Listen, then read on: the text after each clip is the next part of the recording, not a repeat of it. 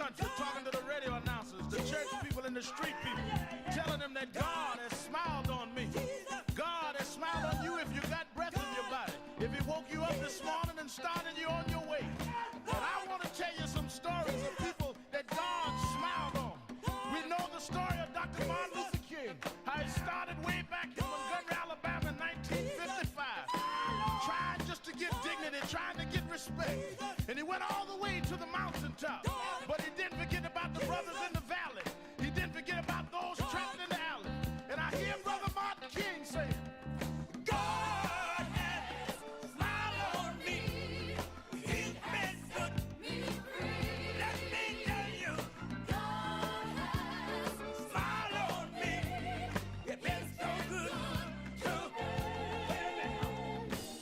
Then I see as Dr. King went on, another man stepped into the forefront by the name of John F. Kennedy, who rose up and said, let's not stand back. Let's not wait for a handout. Let's wait for a way out. He said, ask not what your country can do for you, but what you can do for your country. He said, don't us gravel and don't us moan, because God done smile on us. Let me say it. God has smiled on me. He has set me free. Let me say it. God has smiled on me. One more time. I want to say it real slow. I'll say God has smiled on me. He has set me free. Pick it up. God has smiled on me. He's been good. Then I went on by backstage at the Apollo Theater and I saw a man come out. They call him the King of Soul, James Brown. And James Brown said, Reverend, don't you worry. I started out as a shoe shine boy. I started out as a convict. I started out uneducated. But I learned to sing my song. And I sung it all over the world. It's Wednesday, October 29th. Do you know what time it is? It's Al Sharpton's time. And for these next 3 hours, it's time to put aside all pretenses, deception, denial, or fronting. The time has come to keep it real on Keeping It Real with Reverend Al Sharpton. A very good afternoon to you all across the country. Good morning to our West Coast listeners, and welcome to those listening on Sirius XM, Channel 126, The Urban View, where talk empowers and becomes action. Coming to you live from our National Action Network corporate headquarters in New York. And for the next 3 hours, you can call in and be heard nationwide, every state and every region of the country. All you have to do is call us at 1-877-532-5797, 1-877-532-5797. Some choose to tweet me at X, formerly known as Twitter. Or you can go to our message board at live stream at National Action Network and send me a message on the message board, and I read as many of them as I can. For example, Georgia Daniel has already checked in and said, good afternoon, Reverend Sharpton. Continue being blessed, Shepherd, keeping it real in Toledo, Ohio. All right, Georgia's in Toledo, Ohio. Isaiah Tillman Jr. says, good, sir. And then the Mayor Rodney Jones, already on, saying, like, share, and subscribe, asking everybody to get involved. So much to talk about today, so I'm just going to open up the phones and let you talk on many issues. I'll give you some framework, but first of all, our prayers continue for the Caribbean. Two storms have slammed Cuba now. Storms moved into Cuba after it has devastated Jamaica. Hurricane Melissa struck Jamaica yesterday at a record-breaking Category 5 hurricane. That's about as high as you can go. It's the strongest in the history of that country. And it brought catastrophic winds and flooding that led Prime Minister Andrew Holness to declare the nation a disaster area. So obviously I've reached out and we're in touch with some of the authorities from Jamaica on how we could be of assistance. St. Elizabeth Parish was reported to be completely underwater, the whole parish. And early today, the storm made one landfall in Santiago de Cuba as a Category 3. So it's moving on to Cuba and parts of the Bahamas. So I want us to keep them in prayer and stay alert. Maybe even by the end of the show, I can tell you where we could send things to help our people down there in Jamaica. Secondly, that's of concern, this shutdown. The shutdown the pain has intensified. Air traffic controllers now losing pay. Food assistance programs drying up. And they're feeling the pain. I did the last hour of Morning Joe on MSNBC this morning. We had the head of the Federal Employees Union on, and Everett was saying he wasn't trying to get on either side, Republican or Democrat, but they need to open up the government. His people are going through their second week of no salary. People can't survive like that. You've got federal workers getting on food bank lines. And again, for clarity, people need to understand. They cannot pass the budget unless they have 60 votes. All right? They cannot get the 60 votes unless they get some of the Democrats in the Senate to break rank. Because a lot of people don't understand the process. A lot of people just run their mouth and don't know where we at and why we there. The Democrats have said, we are not going to vote your budget unless you agree that in your budget you maintain Affordable Care Act premiums where they are and not increase them. The Republicans say, oh, no, we're not going to do that. We can talk about that January, just turn the government on. They say, we have no leverage. We can't trust you. We did that last time. And you didn't keep your word. And President Trump, y'all's boss, has said that he wants to overturn Obamacare.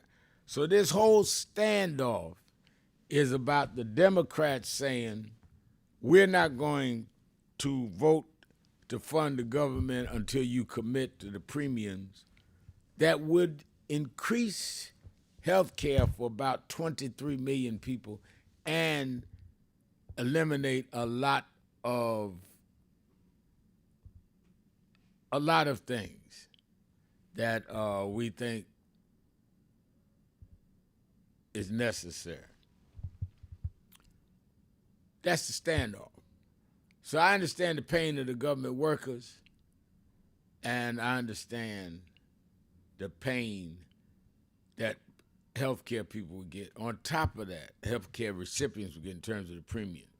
On top of that, you now have SNAP programs will run out of money November 1st. Well, knock, knock. November 1st is Saturday. And you got millions of people with no SNAP program, no assistance. This is unbelievable. And I think that I'm looking at Joe Fuller says, good afternoon, Reverend Sharpton, and listeners from Detroit, Michigan. Carol Hopper Holden is saying, yes, I believe the Democrats, without all the votes, nothing can pass. They got to use their leverage. Everybody that has been saying, when are the Democrats going to stand up, they are standing firm. Georgia, Daniel saying, stand firm, Leader Jeffries and Senator Schumer fight for America. At one point, they tried to negotiate. At what point do the Democrats stand up and say, we are not going to let you end the health care for 20-something million Americans and raise the premium for other Americans and co-sign it by giving you the votes to open the government? That's what we're looking at. Now, same time, you've got Trump that has put all these tariffs on, including the tariffs he's put on China. Now he's meeting tonight with the premier of China, Qing, in South Korea. He put 150 on China, and China therefore stopped buying soybeans from American farmers, many of whom voted for Trump. Same time Trump was doing that, he lent $20 billion to save Argentina. Argentina said, thank you very much, and started selling their soybeans to China. If it looks like this man doesn't know what he's doing, it's because he doesn't know what he's doing. So you have the SNAP crisis near. As I said, that's going to be Saturday, November 1st. 40 million Americans risk losing access to SNAP. United States Department of Agriculture says it cannot legally use contingency funds, a position 25 states and D.C. are challenging in court. But that's where we are now. California has deployed the National Guard and released $80 million in food banks. New York has committed $41 million for 16 million meals. Colorado, Connecticut, Minnesota, and New Mexico released state aid. The states are trying to pick up the slack. And it is going to be very interesting. Also, today the Fed is looking to cut the rates for the second time this year. And they're doing that despite the fact the government's closed, so they can't get the data. And I think that the one good news that I saw this morning is that they asked Trump on his Air Force One last night flying from Japan to South Korea about him running for a third term. He's been floating that around. And he says, I've read it, I guess I can't run. I guess it's a shame I can't run. So now, for whatever reason, he's admitting he can't run. Now, that's what he said last night. You know, he may switch tomorrow and say they found a way. But that's where he is tonight.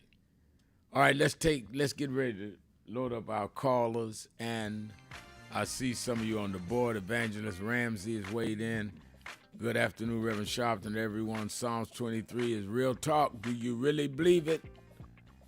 All right. Now shut down, shut up. I love it. Evangelist Ramsey, one of my favorite activists. Let's take a break. Be right back. Keeping it real. Keeping it real. Sharpton. Be right back. So who is Al Sharpton anyway? Who is this 33-year-old preacher without a church? A number of black New Yorkers as well. He is little more than a pudgy exhibitionist who can be counted on to show up, bullhorn in hand, at every racial incident.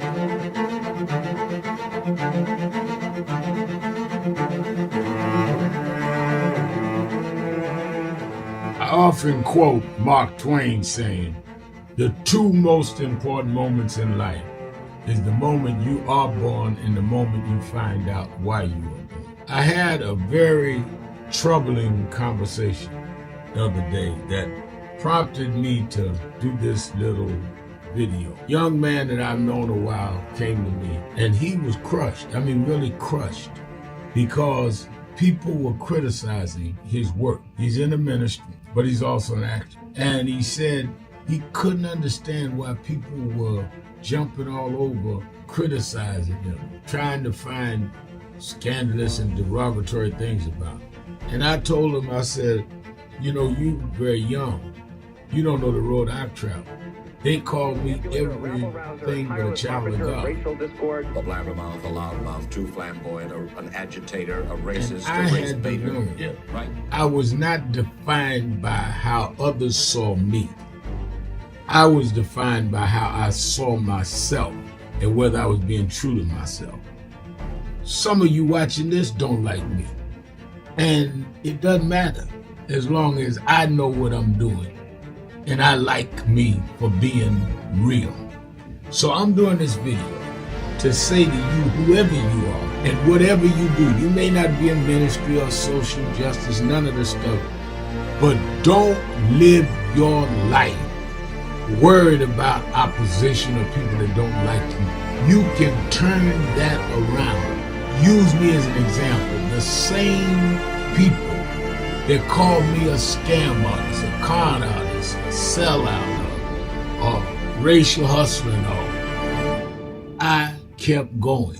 And the people I respected started respecting and publicly embracing my work. When Coretta Scott King, the widow of Dr. Martin Luther King Jr., had this to say about Al Sharpton. A leader who has protested injustice with a passionate, unrelenting commitment to nonviolent action in the spirit and tradition of Martin Luther King Jr. And I am talking about your leader, our leader, the Reverend Al Sharpton. The other thing that hasn't changed is the National Action Network's commitment to fight injustice and inequality here in New York City and across America. And that's not only a testament to Reverend Sharpton, it's a testament to all of you who are here tonight. First and foremost, to Reverend Sharpton. I saw him when he first came on the scene, and I have marveled at his tenacity, at the development of his intellect, and his devotion to our movement, and much he has contributed to the world we are experiencing. I am honored, and I must say that when I had my debate with Dr. King on the issue of the church and religion, he didn't warn me that after his departure, his space would be filled by another preacher, and that preacher would be Al Sharpton. All you want in life is people that matter to you to say you did all right. And more important, that you can look in the mirror and say you did all right. Thank you, Rev. Thanks for that introduction. Look, we've known each other for a long time. I'm grateful not only for your leadership and partnership, but quite frankly, more importantly, for your friendship. And thanks to all of you, members of our nation's most important civil rights organization. You have been, over all of your years, such an extraordinary leader. You are a voice of truth, a voice of conscience, a voice of practicality around what we must address and what we can do. And I thank you so much for your friendship. I remember that most of the youth around Al's age, he was about 12, wanted to be like Connie Hawkins, a great basketball player, legend, or Earl the Pearl, or Clyde Frazier. Al wanted to be like Adam Powell, a powerful preacher with a social justice gospel. He was very close to, at that time, to Reverend William Augustus Jones, powerful preacher and social justice advocate, and Reverend Gardner Taylor State right down the street, and Bishop Washington, whose church he came from, and Reverend Sandy Ray. He wanted to be like these giant preachers. He wanted them to have the edge, however, of the King's social justice dimension. He wanted to be like them, now he's one of them. Perhaps taller than most of them because of the risks he has taken and the reward God has given him with his gift. I remember so well that first escorted him to jail. He was around 13 years old, with the jail fighting the ANP. He was in the lineage of our struggle. He grew up in it. We didn't just see him on TV one night. He didn't happen. He came bottom up, not top down.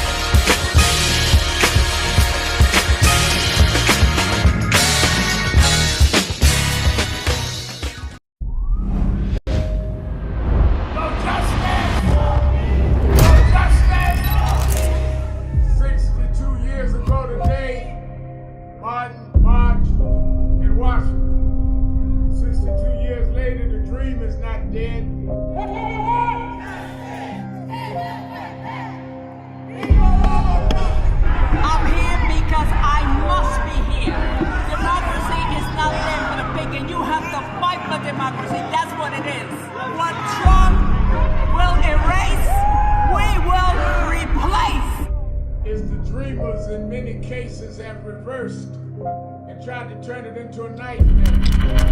We come to Wall Street rather than Washington this year to let them know you can try to turn back the clock, but you can't turn back time. We gonna keep the dream alive on Wall Street.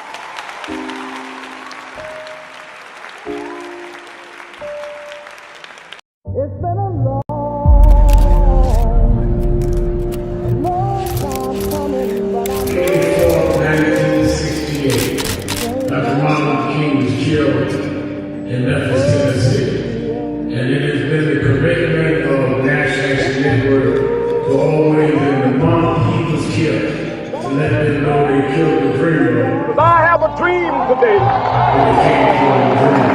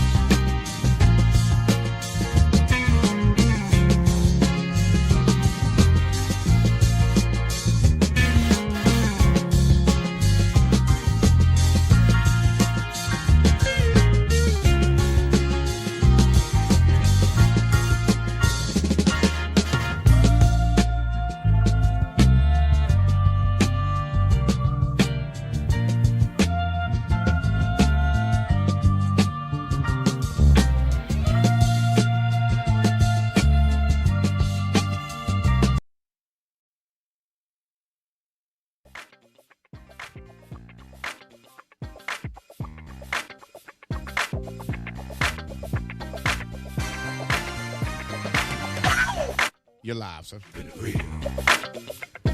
Keeping it real, keeping it real. I'm the host, Reverend Al Sharpton, and we're live. 1-877-532-5797. Gail Friend is writing on our message board, Trump's mental and physical health continue to decline. I feel the tide is beginning to turn against him. Marjorie Taylor Greene is going to be joined by others. Very interesting. And Nicola DeMarco says, hello, Reverend Al. Reading Abby Phillips' new book on Jesse Jackson in 1988, didn't Jesse demand a change in Democratic primaries to begin in the South? These changes to begin in 2008 equaled Obama wins. Yep. I had Abby Phillips on Politics Nation Sunday night, and she's written this book about how Reverend Jackson changed the rules in the Democratic Party. Doesn't get a lot of credit for it. It's an excellent book, and people ought to read it. We are, in my opinion, very negligent in giving people credit for where they help make a difference. We take advantage of things and don't really lead with saying, but if it hadn't been for this, this wouldn't have happened. While I'm there, let me remind you, watch Politics Nation with Al Sharpton live at 5 p.m. Eastern Time on MSNBC. We had two great shows last weekend. I'm already booking people for this weekend. It's Wednesday. We're on Saturday and Sunday, 5 p.m. Eastern. Don't miss it. Don't miss neither night, because I'll be right on top of the issues with the right people on the shows. You that are in the New York area or New Jersey or Connecticut, meet me or beat me to the Saturday Action Rally at the House of Justice, 106 West 145th Street in the village of Harlem. We're there every Saturday morning, 9 a.m. to 11 a.m. rally, and I'll be speaking there this Saturday morning. Come and be with us. You that are not in the New York area and can easily attend. Though some people come every week. Some people were there last week from Atlanta. Came up and took pictures with me after the rally. Some have come from North Carolina a week before last. Everybody's welcome. And we need to recharge our batteries. Your phone will die if you don't recharge it every now and then. We charge every week. So we out there this week. We got to deal with the elections in New Jersey and New York, California. We got to energize people. Got to deal with how we going to support people that are going to be off their SNAP programs. Rally's going to be very important on Saturday. Make sure you're there. All right, let's go to phones. Let's start in Cincinnati, Ohio, the Buzz with Mo. Mo, you're keeping it real with Al Sharpton. Reverend Sharpton, good day. How are you, good brother? Pretty good. How are you? I'm good. Hey, I've been trying to call. I didn't have time last week, but just to play off of what you said and acknowledging those who've stood the test of time and still here in this very day. You know, back in April of 2018, you joined us at ASME. I'm an ASME president, or President Lee Saunders. Right. When we were walking and commemorating MLK's death. But looking back at how far that has been and how far we came up into that point, you know, I personally just want to say thank you for your continued commitment and the things you do. I know times can get weary, especially for those on the front lines, taking all those punches and blows. But from myself and the organization I represent, I want to say thank you, brother. You know, it's very needed. And a lot of us need to regain or recharge, like you said, especially our young adults, because while they think at this point voting is not even imperative, they don't understand how critical that's going to be to their future and to their kids, you know.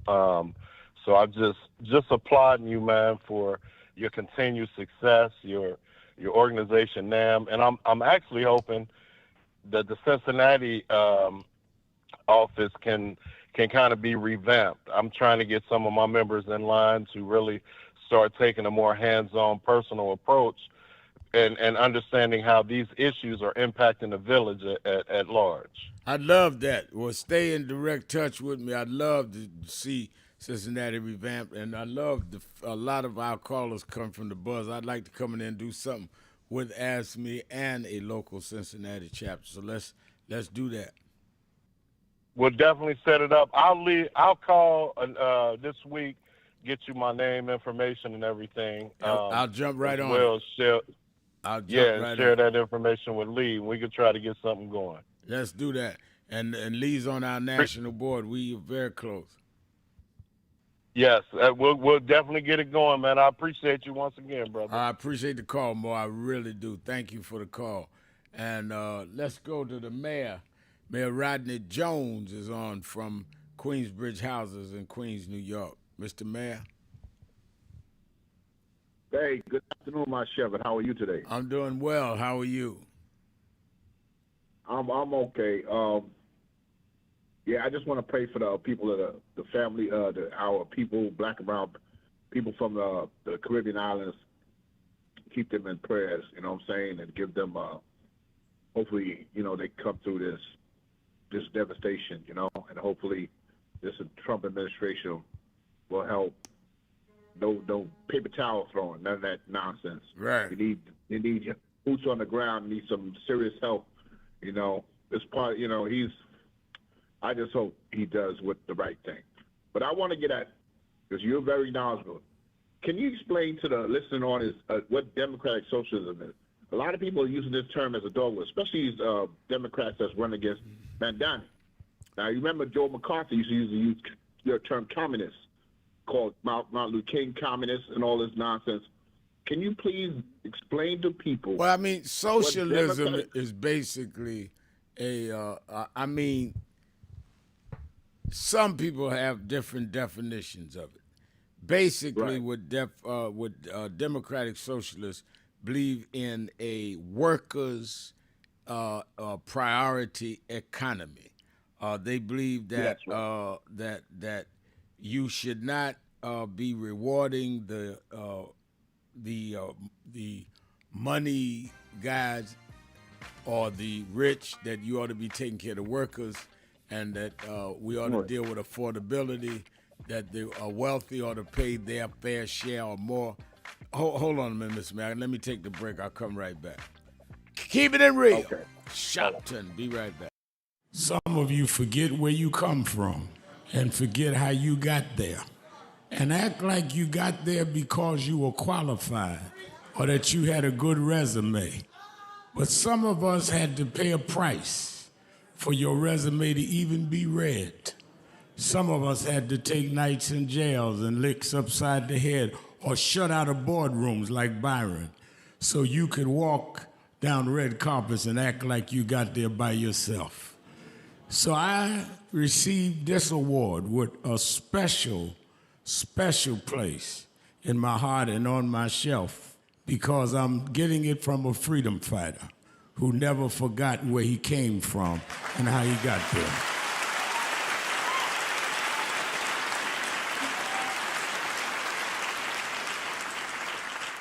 Yes, we've come a long way. We've had now a black president and now a black vice president, but we still can get shot down and have to march to get a case in court. We still can get shut out of boardrooms. We're still doubly unemployed in a good economy. So we're gonna have to keep marching. And I thank not only my family, a mother that raised me by herself, but I thank that lady at the end of the march that knows she won't be on TV that night and knows her name will never be in the paper, but she believed in me enough to get at the end of the line and make me look good. Because Dr. King used to say, if you call a march and no one shows up, you just going for a walk. And I want to thank those that marched with me. 32 years ago, here in Los Angeles, we marched. And then many years later, with George Floyd and others, we're still marching. And I'm gonna keep marching, I'm gonna keep agitating, and I'm gonna keep going.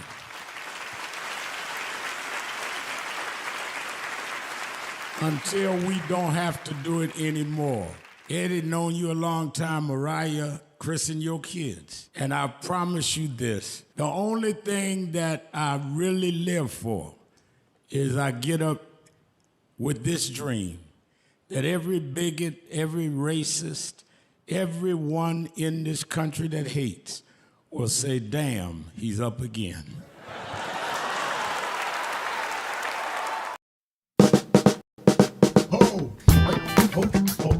Oh, do I seem excited?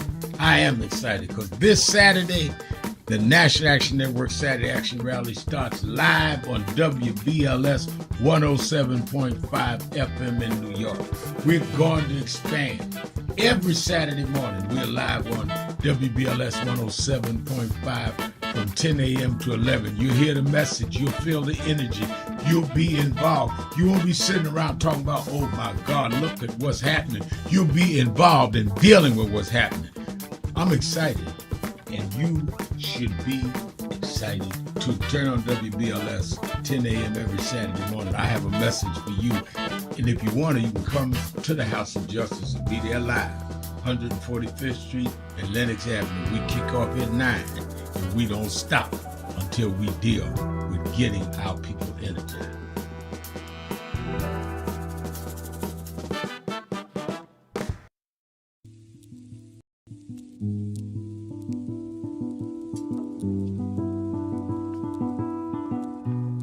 I had a thought this morning that I want to share with you about mentorship.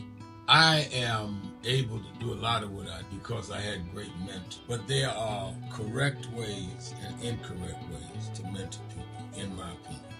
I was mentored as a boy preacher by Bishop F.D. Washington, one of the great Pentecostal preachers of his time. Then Reverend William Jones, who became my pastor after Bishop Washington died, who was unquestionably in the top 5 black church ministers, theologians. Reverend Jesse Jackson, who I started my activism under his leadership, he and Reverend Jones. And I learned politics directly as a youth director from Shirley Chisholm. So even though I didn't finish college, I had the most unique education in the world from being exposed to giants. But the one thing I learned is as I grew older and people started coming younger than me and wanted me to teach and mentor them, the magic of the mentors I had is they did not want me to be their clone. They wanted me to learn things from them and use my own gifts and talents in my own unique way and let me do things on my own, because they knew that if I flopped in some things, it would teach me for the other things. They'll come and help me once I was down, but they were not going to have me avoid being down. And they were not going to impose themselves on me. Why am I saying that? Because too many mentors want clones, and too many mentees want their mentors to put them on a pedestal. Oh, so-and-so didn't do this for me. Oh, so-and-so didn't open doors for me. If they got to open doors for you, it may mean that they knew you weren't ready to go through those doors. Their job is to prepare you. Your job is to develop your own skills, your own unique ways. And I don't care if it's my daughters, who both have come into their own, or anyone else. I'm not a talent agent. I did not form National Action Network to give people their step up. I formed it to fight for justice for everybody. If talented people get in, it's my job to invest and give them a platform. It's their job to get on the platform and perform and show their ability. Sitting with me today in the office as I talk about is one of my mentees, Reverend Stephen Marshall. Now, Stephen, you just came around us when you were how old? 11 years old. 11 years old.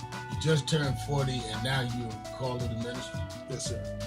And what do you do in National Action Network? I formulate policies, lead in various regions, but most importantly, I senior advisor to you on all things from social justice strategies, politics, intergovernmental affairs, you name it, community organizing, all of that stuff. And I could go through scores of others. My daughter started Huddle. They got Huddles now, which is for young people to meet once a week all over the country. I just saw the video from the Las Vegas National Action Network chapter. Now, when you decided to preach, did I ever tell you to become a preacher? Not one time. Who called you to preach? The Lord.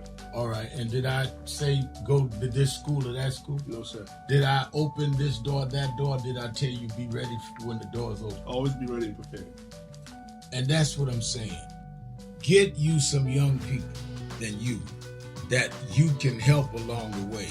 But don't be their talent agent.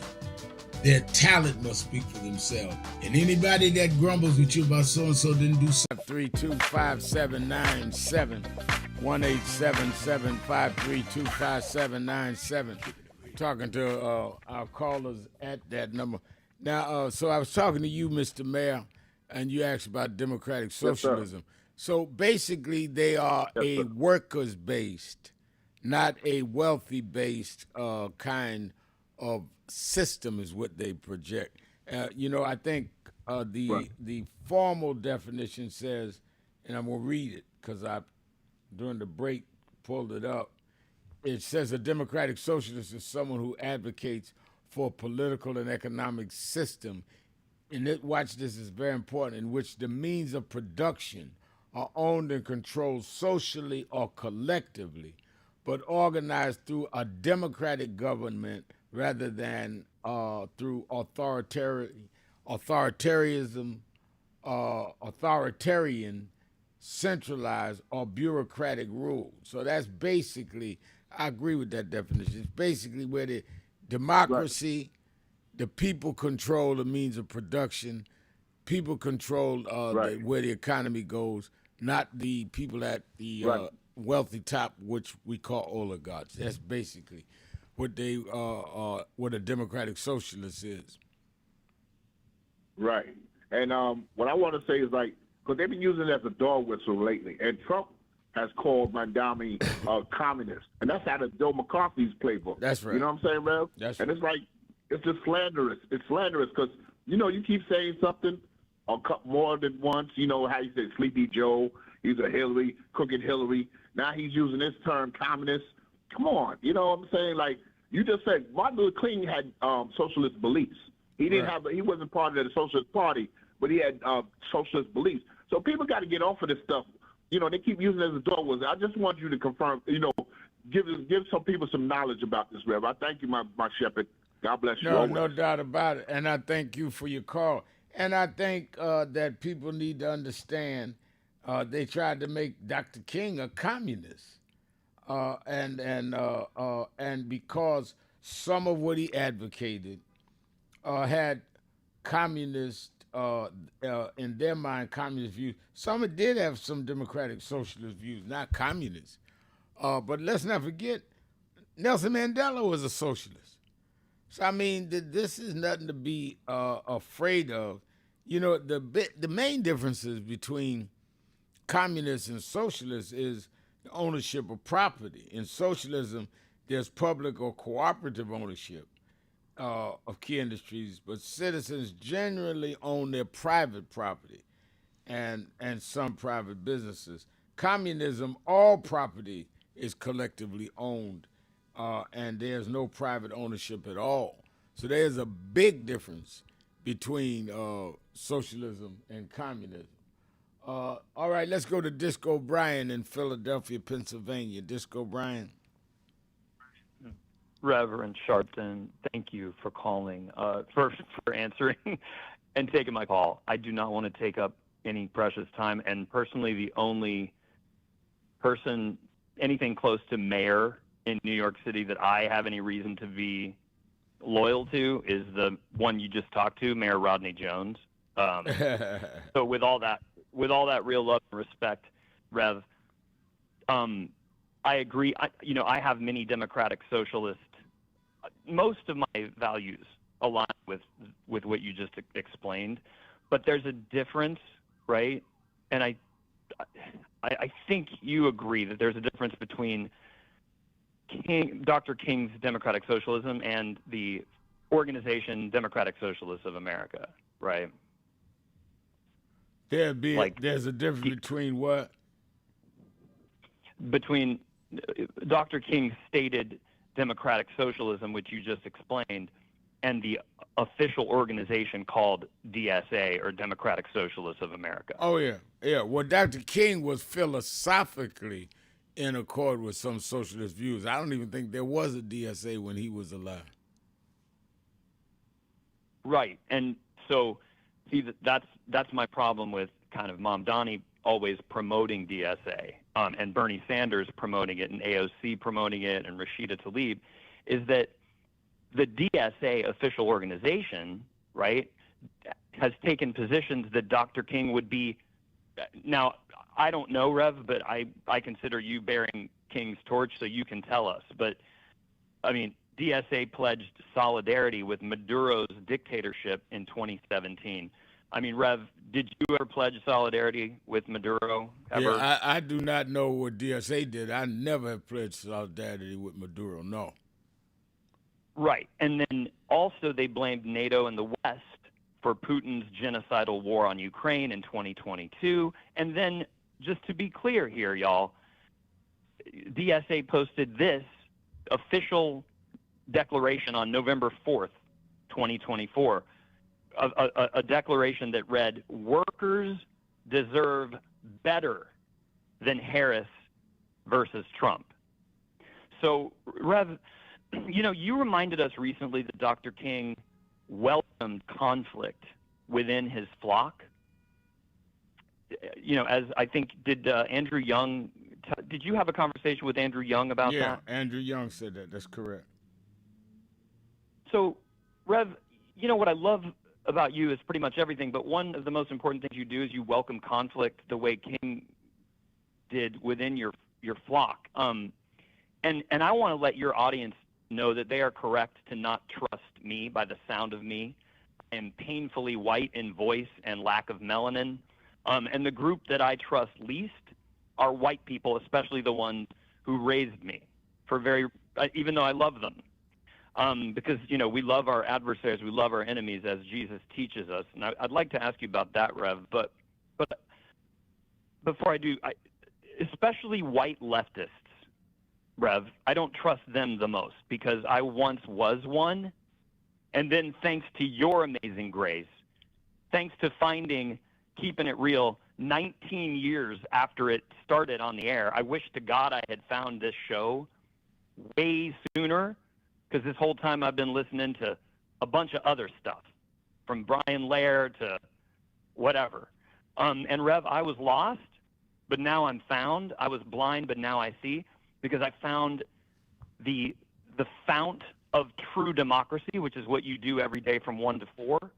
And I've been promoting it in real time everywhere and singing about this amazing sacred program everywhere I can. So, Rev, it's not about right versus left, as you continue to say. It's about right versus wrong. And to me, we cannot surrender the Democratic Party to this white man in Maine, Graham Plattner, running for Senate and recently cursed with that Bernie Sanders endorsement, just like Tulsi Gabbard and Fetterman and Rashida and Nina Turner were once cursed with that same Bernie Sanders endorsement. This guy, Graham Plattner, was on Psaki last night, Rev, and he says he told her that he's in therapy. But at some point, even if he is in therapy, and I congratulate him for that, he made a decision to defile his body with a Nazi tattoo.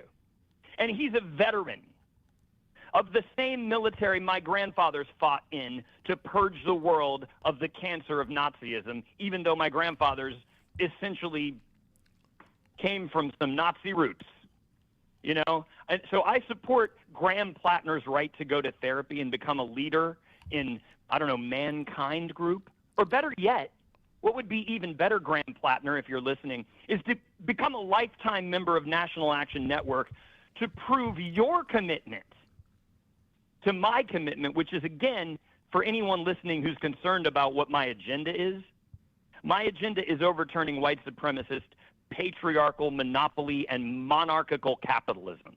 Well, But and Rev, I think I got a lot of callers. I think that's a Thank you. legitimate agenda. Thank you for your call.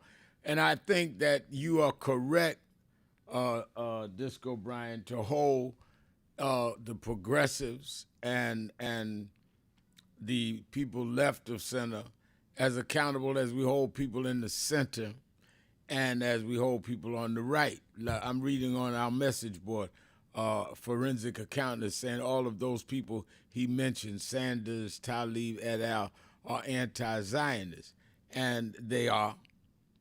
And that's fine. But to me, as a black man in America that has spent the last 6 decades fighting, I want you to be more than anti-Zionist.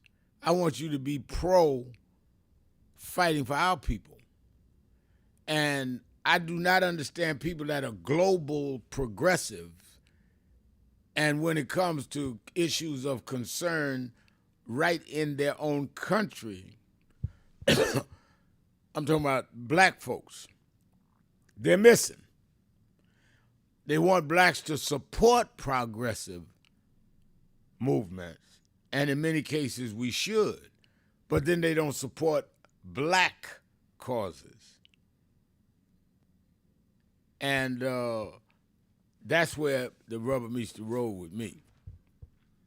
I told Bernie Sanders, when Bernie Sanders was running for president in 2020, he came to New York, had breakfast with me at Sylvia's restaurant, and I told him, I said, Bernie, I said, I like what you stand for. I like what you say. But I got one problem. He said, what's that? I said, you come out of Flatbush section of Brooklyn. I came out of East Flatbush and Brownsville. When we were marching in Howard Beach about racial killings on Bensonhurst, I didn't see y'all. I know you very progressive in Vermont, but you from Brooklyn. So let me know why you were not out there then. And I like Bernie Sanders, but I'm not going to hold Obama accountable and not hold Bernie Sanders accountable.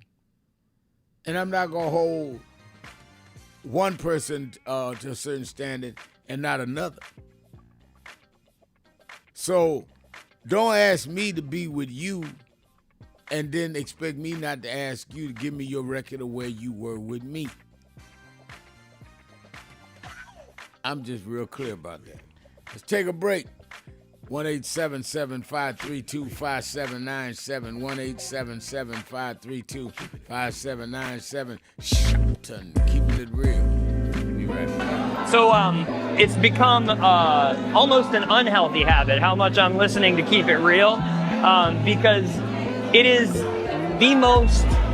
the realest thing on the air anywhere, whether it be online or whether it be on the radio or wherever it's coming into you from, because there's no one of Rev's importance and caliber who is as dominant a media figure as he is, who allows people to speak at length, and who he treats with equal respect and admiration with every call, whether he agrees with you or not. And I'm not gonna throw shade at anybody, but there are a lot of people with big platforms like the Rev has who are afraid to talk to the people and who are afraid that the people will keep it real with them.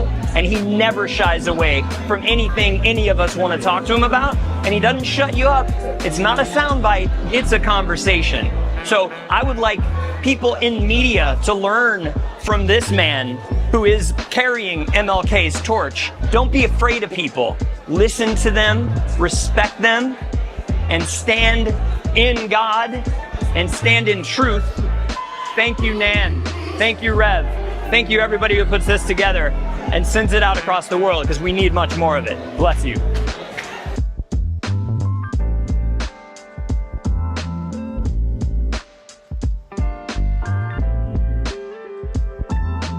Many people cannot focus because they have not really come to terms with their calling and life purpose. In order to focus, you must also be clear on what you're focusing on. So if you're not clear on your purpose, if you're not clear on your life's calling, then focus on seeking that. Because if you just read the ways and roads you traveled that you didn't even choose, that were sort of just laid out for you by God, in that it's telling you, speaking to you about what your purpose is and what you were born to do and be. I learned the things that I didn't plan had to be planned by God, and God's plan was directed toward God's purpose in my life. And I focus on that. Not focus on what others do, not focus on how well they're doing or bad they're doing, but focus on whether I'm in line and aligned with what I'm supposed to be about. And in order to move straight ahead, you have to be focused on the path you're running on. Reverend Al Sharpton, and we're back. 1-877-532-5797. 1-877-532-5797. Let's go back to the phone. Attorney Jennifer Jones-Austin is... every day, Monday through Friday, I do 3 hours a day on Keeping It Real with Reverend Al Sharpton. I do 1 hour on Sunday mornings with Reverend Al Sharpton. And I'm live on radio and TV with the Saturday Action Rally. 7 days a week, I talk to our people, hear from them, the call-in.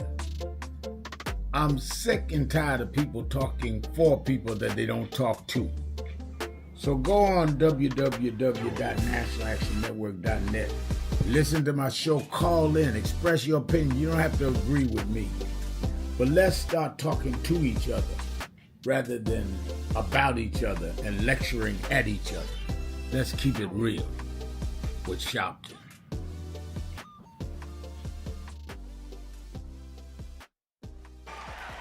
One, two, three, I got the feeling. Hey, baby, I got the feeling. How I got that feeling, yeah. Hey, got that feeling, y'all. Come on. Feeling, baby. Oh, I got the feeling, y'all. Can you put your hands together? I got the feeling.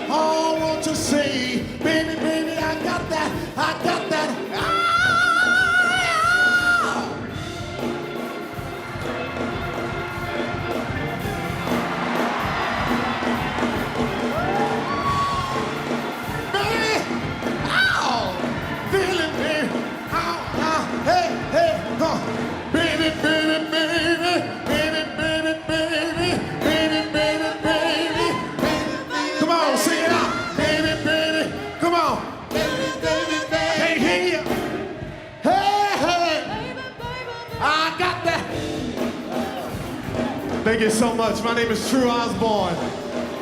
Humbled and honored.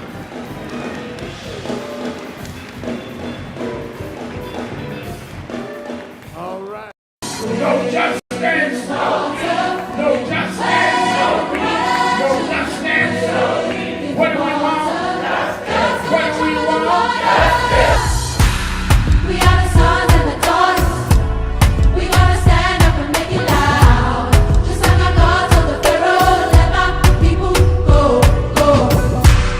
We are a new generation from the ones who have come before. He's calling us into freedom, let my people go, go. We're gonna shine up and shake. Give me a papa glory, make the heavens. If you don't say you know I'm trouble, let my people go, go. The blood, sweat, and the tears that we gathered through the years. If you don't say you know I'm trouble, let my people go, go. Wade in the water, we did wade in the water, children. Hello, New Orleans. Let me tell you straight. They did not think we could come and be here tonight. They cut budgets and advertising, but one black man, Rich New Dennis, said, I don't care. My families come together every 4th of July weekend, and Essence will happen, because that's who we are.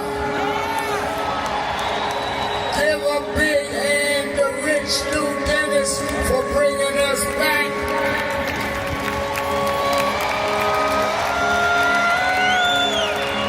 Why do we come? Because the essence of who we are is essential to what made this nation. We built this nation. We made this nation.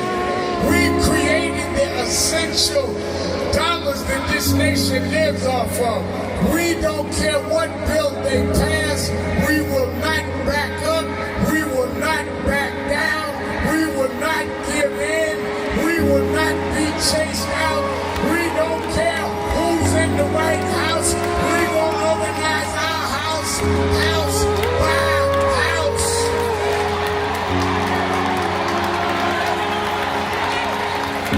We came over the Middle Passage. We survived slavery. We survived Jim Crow. Don't you give up now. Don't you turn back now. Stand up, black man.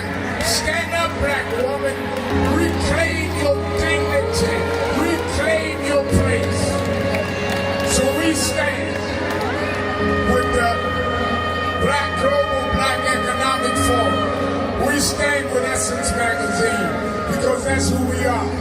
So don't give in now. Yes, it's some rough days, but we've been through rougher days than this.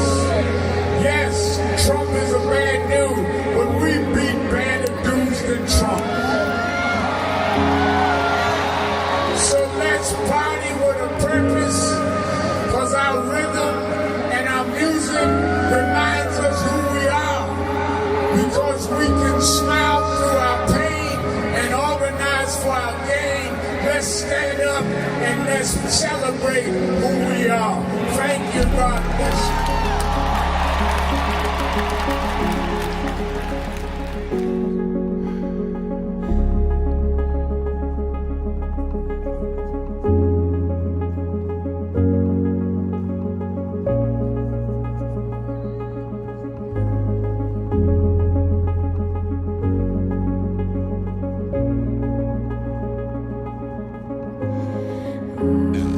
America's #1 civil rights leader, the Reverend Al Sharpton. You're live, sir. Keeping it real, keeping it real. I am your host, Reverend Al Sharpton, 1-877-532-5797, 1-877-532-5797, and Leslie Jennings writing on our message board. Message board is at live stream at nationalactionnetwork.net. And Leslie's writing, I can appreciate when Disco Brian poses a question to Reverend Al because I discuss the issues with the youth and neighbors. We all agree what happens in NYC affects the country, and I agree. And I'm glad that Disco Brian raises the issues, and those that disagree with him raise them to him. As he quoted what I had said that Andrew Young said to us, Dr. King used to, they would tell me he would encourage them to disagree and tell the thesis and the antithesis to get to a synthesis. And I think that is important. All right, let's go back to the phone. Let me go to Jim in Atlanta, Georgia. Jim? Good afternoon, Rev. How you doing? I'm doing very well. How you doing, Jim? I'm doing all right, Will. Rev, first of all, I want to say I always had 4 dogs. And I had one, he was 15 years old. He died this September, made a year. And he's no longer with me, but I still have 3. So I'm not going to get a 4th. I trust 4 legs better than I do 2. Always. Because they are faithful, they are true, and they will not talk back to you, and they will not talk about you. But so let me go on and do this. You know what? The people that thought the things that Donald Trump is doing wasn't going to affect them, well, it's doing it to them. And the people that are suffering the most are in the red states. What you got to say about that? I think that, let me put it this way. I think that the people that are clear, Jim, are the people that go through and get things done, whether it's building in the community or voting or doing something, no matter who's in charge. And I think that a lot of us get caught up more in our feelings than on our agenda. Yeah, but it's still red states are suffering more than the blue states. No doubt about it. So that tells me geographically that there are more white people in those red states than there are black people, and more white people are on food stamps and welfare. I think if you did a analysis, you would find that what you just said is true. Numerically, that is true. And percentage-wise, you may have more blacks inside our race percentage than you do have whites inside their race percentage because you have much more whites in the country.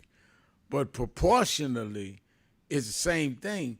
When you look at the fact that they're talking now about 40 million people can be affected by SNAP, and the fact that a lot of those that are on SNAP in these red states, Arkansas, Louisiana, all in there, they are the ones that go and buy their stuff from Walmarts and all. These companies are going to suffer. Cause I was reading, I mentioned yesterday that I was reading one writer said that about 20% of Walmart's gross comes from SNAP buyers. So you have big companies suffer. You have whites suffer. And they ain't gonna be able to blame this on Biden or Obama. This is Trump. And when you get down to the basics of saying that all the Democrats are saying is let's keep the Affordable Care Act premiums where they are. They're not even asking to break them even lower. Where they are, they won't do that. So they're saying the only way we're going to keep SNAP, the only way we're going to keep these programs that you need is we got to be able to mess with your premiums on your health care. That ought to have every red state up in arms. Yes, you are right about that. That's all I can say. You're right. All right, thank you for your call. Let me go to Pam, my friend in Chicago, the real activist extraordinaire, Pam of Chicago, Illinois. Hello, I am here, Reverend Sharpton, and thank you. And we in Chicago, our Mayor Johnson, our Governor Pritzker, Cook County Board President Prewinkle, all fighting back Good. against the terrorism that is Donald Trump, the adjudicated sexual abuser, and the ICE agents and the National Guards. The judge, our legal system is holding so far, and the judge is holding them to account for their terroristic behavior. Mm-hmm. And so we're very pleased with that. So I know time is limited, Reverend Sharpton. I haven't said this in a while, but I'm still asking, are we supporting our civil rights organization? I think you always raise it, and I think you are right to keep raising it, because we're not supporting it to the degree we should. Thank you. So I'm just saying, we call you, we watch Politics Nation, we support your events, but let's help increase the membership and the donation. I'm sure no amount is too small, and I'm saying that I'm saying that for Rainbow Push, here with Reverend Jesse Jackson Sr. I'm saying for all of the organizations doing the work, for those that are fighting, NAACP, for the National Council of Negroes. I mean, everything, every organization, the churches that are doing the work to help stand up to this form of government. Now, your previous caller talked about democratic socialism, and I'm not going to go into the details of it, but as I understand it, it is about having the economy and politics provide more equity among all the people, Reverend Sharpton. So, of course, there are some more specifics to that, but that's what I think when I think of Dr. King. I think about equity in politics, equity, social justice, and equity in the economy. He fought for the poor, and he always stated that the wealthy had too much. Also, you and Reverend Jackson, the same. Now, let me just say, in New York with Mom Donnie, I would be inclined to support him over Cuomo, and he may not be perfect, and you can push back on his issues. I certainly, always do that and challenge him. But I've seen what Cuomo's done, and the fact that he is sexually harassed women, I'm never supporting that. So I'm done with that. Didn't want it I didn't want it in this president. Certainly don't want it in the mayor. So I'm just asking us to think about that. And then also when you think about socialism, I don't know if you recall, Commissioner Goodell, I think it may be in 2014 or 15, he talked about the structure of the NFL ownership is like socialism. And you all can, I'm not making it up, go back and look at it. And I think an owner recently referenced that same point.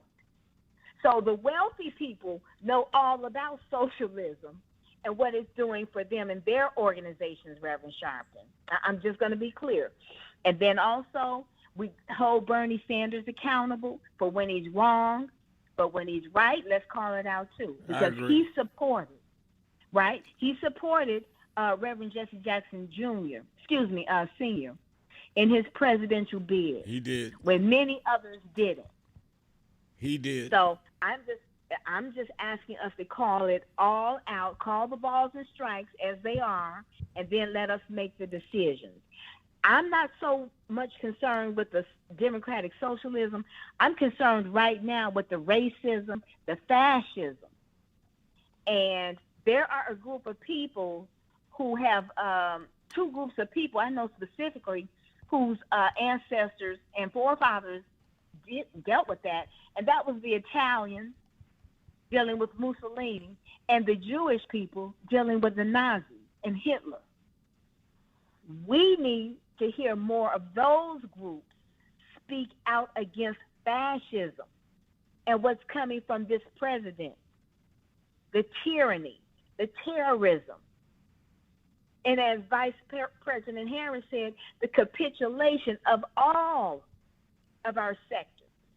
The Republican Party is just a rogue institution supporting this rapist. And I'm using rapist now because that is what Judge Kaplan said. What the person in the White House did is tantamount to rape of E.J. Carroll. And that's what the judge said. So I have no problem now using that. So yeah, and let me be clear what Pam is saying. The judge said that from the bench. The judge in the case after a jury found him guilty of him being Donald Trump, of sexual harassment and assault. The judge said which is tantamount to rape. Thank you. And you can look it up in the decision because he wanted to be specific and outline why he stated that. So I'm asking those who are interested, please do. So this, what we know is that we have a violent person in the White House who is going to carry out every extreme of violence in all of its forms. I mean, just tearing down the East Wing, tearing down people, making people disappear, harassing people. His hate is present and it's not going anywhere. That's right. And we've got to push back and fight. And we will be victorious. No doubt about it. Always good to hear your voice. Let's take a break. Be right back. Keeping it real. Sharpton. Be right back.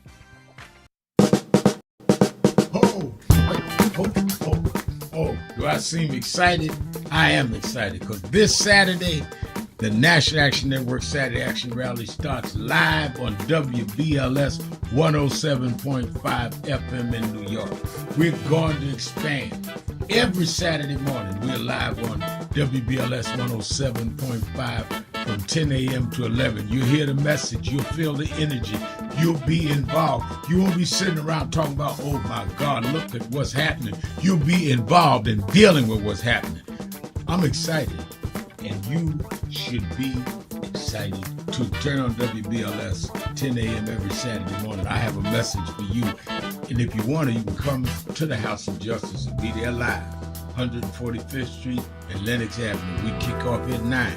And we don't stop until we deal with getting our people energized.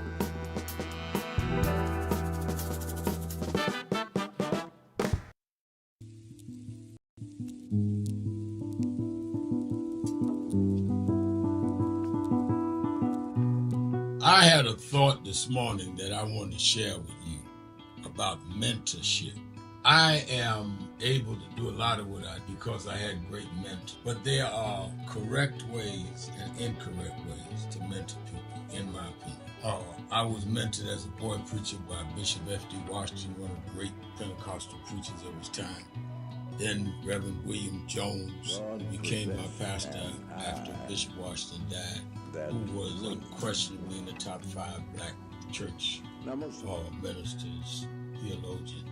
Reverend Jesse Jackson, who I started my activism under his leadership, he and Reverend Jones. And I learned politics directly as a youth director from Shirley Chisholm. So even though I didn't finish college, I had the most unique education in the world from being exposed to giants. But the one thing I learned is as I grew older and people started coming younger than me and wanted me to teach and mentor them, the magic of the mentors I had is they did not want me to be their clone. They wanted me to learn things from them and use my own gifts and talents in my own unique way and let me do things on my own, because they knew that if I flopped in some things, it would teach me for the other things. They'll come and help me once I was down, but they were not going to have me avoid being down. And they were not going to impose themselves on me. Why am I saying that? Because too many mentors want clones, and too many mentees want their mentors to put them on a pedestal. Oh, so-and-so didn't do this for me. Oh, so-and-so didn't open doors for me. If they got to open doors for you, it may mean that they knew you weren't ready to go through those doors. Their job is to prepare you. Your job is to develop your own skills, your own unique ways. And I don't care if it's my daughters who both have come into their home or anyone else. I'm not a talent agent. I did not form National Action Network to give people their step up. I formed it to fight for justice for everybody. If talented people get in, it's my job to invest and give them a platform. It's their job to get on the platform and perform and show their ability. Sitting with me today in the office as I talk about is one of my mentees, Reverend Stephen Marshall. Now, Stephen, you just came around us when you were how old? 11 years old. 11 years old. You just turned 40 and now you're called to the ministry? Yes, sir. And what do you do in National Action Network? I formulate policies, lead in various regions, but most importantly, I senior advisor to you on all things from social justice strategies, politics, intergovernmental affairs, you name it, community organizing, all of that stuff. And I could go through scores of others. My daughter started Huddle. They got Huddles now, which is for young people to meet once a week all over the country. I just saw the video from the Las Vegas National Action Network chapter. Now, when you decided to preach, did I ever tell you to become a preacher? Not one time. Who called you to preach? The Lord. All right. And did I say go to this school or that school? No, sir. Did I open this door, that door? Did I tell you be ready when the doors open? Always be ready and prepared. And that's what I'm saying. Get you some young people than you that you can help along the way. But don't be their talent agent. Their talent must speak for themselves. And anybody that grumbles with you about so-and-so didn't do something for them, maybe it's because they didn't feel you were ready or that they felt if they did it, you wouldn't do it on your own. But we all don't live forever. I want the next generation to speak of me, of National Action Network, and others. The way I speak of Reverend Jones and Bishop Washington and Shirley Chisholm and Reverend Jackson. But I just don't want young people to feel that somebody ought to give them the reins of leadership or give them the reins of business or whatever it is you're in. You need to learn from their journey, get the pearls of wisdom from them, but don't have them do for you, because then it means you can't do it for yourself.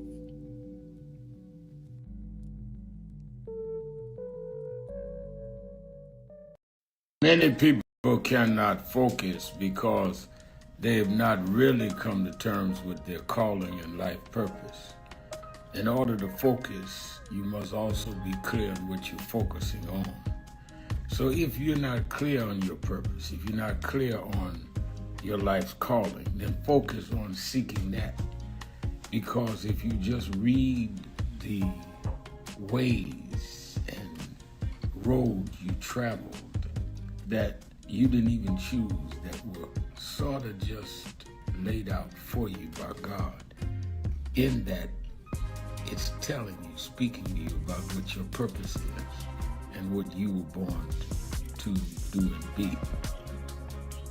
I learned the things that I didn't plan had to be planned by God, and God's plan was directed toward God's purpose in my life.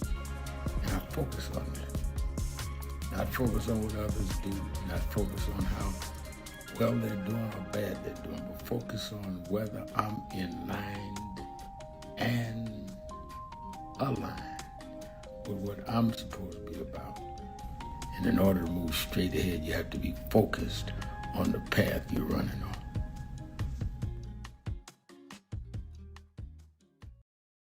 We have a short visit today, so we just wanted to greet you all and thank you for allowing us in. Yes, sir. We were go. Yeah, we was here. They were on the plantation. Our family was on the plantation. Wow. And that's, of course, that's the slave house. That's one of the slave houses.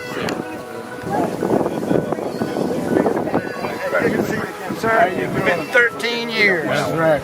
Good to How see you been? Doing fine. Good.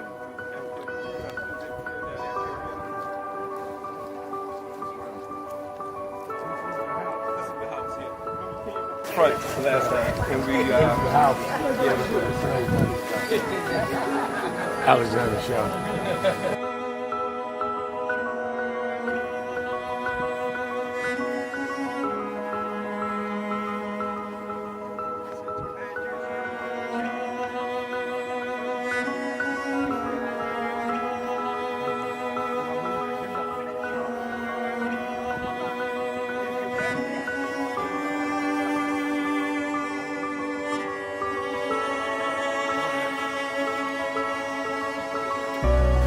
How many slaves were staying there? I have no idea. This is where they would have slavery. Yeah, that's what exactly. That was exactly.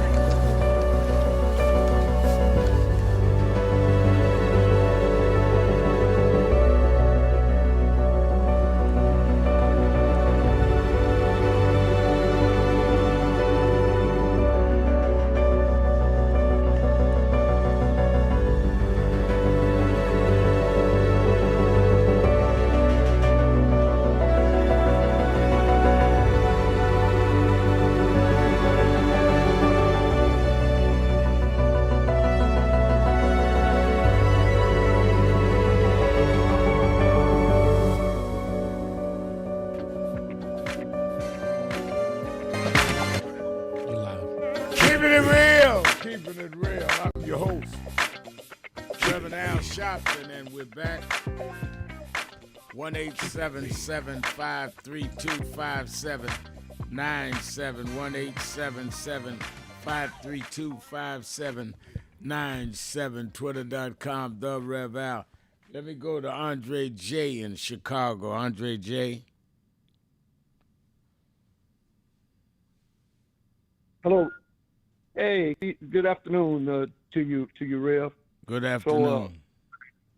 Hey, I didn't want to wear out my welcome, Rev. I always listen to you, but I always call. But I just couldn't resist the temptation to call in today because something sparked my interest. And what sparked my interest was the fact that people have to understand the stigma associated with socialism. I don't have a problem with socialism, but it's just like, Rev, a lot of people have burnt the American flag because they hate America. Well, the American flag ain't did nothing to nobody. The power structure in America is what hurt people. Well, when you talk about socialism, people associate that with Fidel Castro and his hate crime. That's why it's such a bad word. Bernie Sanders ran for president twice as a Democratic Socialist, and he lost both times. Now, what Mondami is doing might work for him locally, but that would never work on the international stage because most of the electorate in the United States do not identify with socialism, even though they live in a socialist life. So that's what I say, that drop the title. Rev, if I'm a socialist, I don't have to get out there and associate it with my name because it's a losing strategy. I can have all the socialist policies in the world, but I'm not going to get on out there in the national stage and say I'm a democratic socialist, because there are people that's got relatives from Cuba, and they got a lot of other people that remember them hate crimes with Castro, and when they hear socialism, it's a bad word to them. And so we talking about smart politics right here. You have to be smart. I don't know anything about poker, but they always told me you got to know when to hold them and know when to fold them. That's what I always know. Well, let me say this, Andre, and I hear where you're coming from, but let me respond this way, because I've got a mixed response. One, I think politically, in terms of, well, first of all, Castro did not say he was a socialist. Castro was a communist. There's a difference. He was not just a socialist. But second of all, I think that on one hand, I think you are right that they will pigeonhole you, castigate you, saying you're a democratic socialist, and many times because most people don't know what that is, and they think it's the same thing as communism. On the other hand, if Mandani has been in the Democratic Socialist Association, which is DSA, it is better for him to say that than for them to dig it up and say, oh, he won't tell you this, but this is it. So I think him being honest about it was the right political choice, even though you may be right, it cost him some political thunder.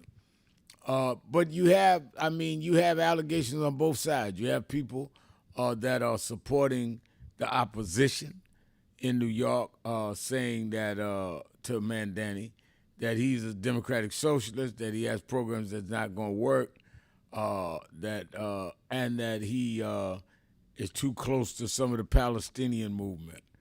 You have those on the Cuomo side saying that he has allegations from 15 women that he assaulted them or harassed them, and he had to resign as governor. So, I mean, you got some legitimate questions on both sides. I think what I've said, because I've not endorsed either one of them yet, What I've said is, all right, the question is, who do you think could best run the city? And who do you think is going to be best fair for our concerns? And I think that's what it's going to come down to. But if we're looking for the perfect candidate, that's not going to happen. Well, you're absolutely right, Rev, and that's why I like talking with you, because you bring out points that I didn't take into consideration. It was best for him to come out and tell the truth if it's already registered with the DSA. That is a valid point. Lastly, I want to say this real quick.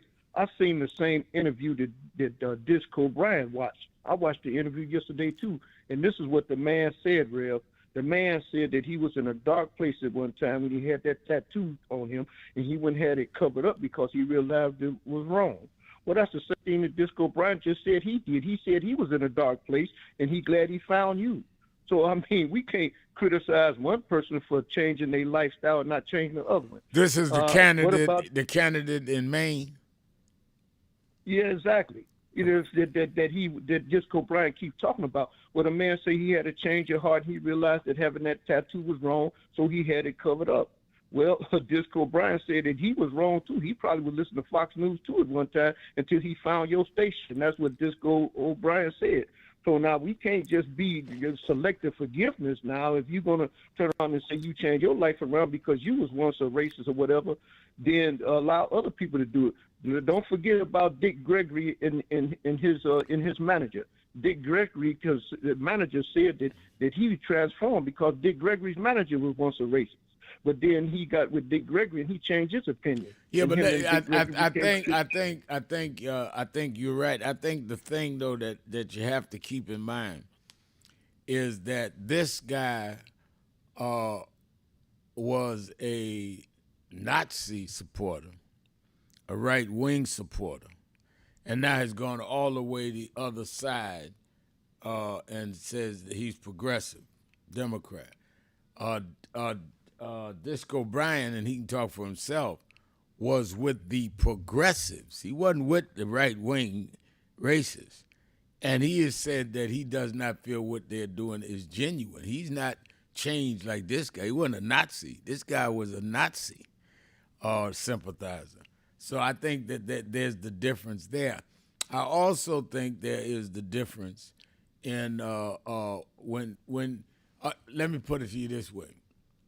When I hear Disco Brian saying that he holds against Ma'am Danny saying don't vote for Kamala Harris or don't vote at all, that he can't pardon that.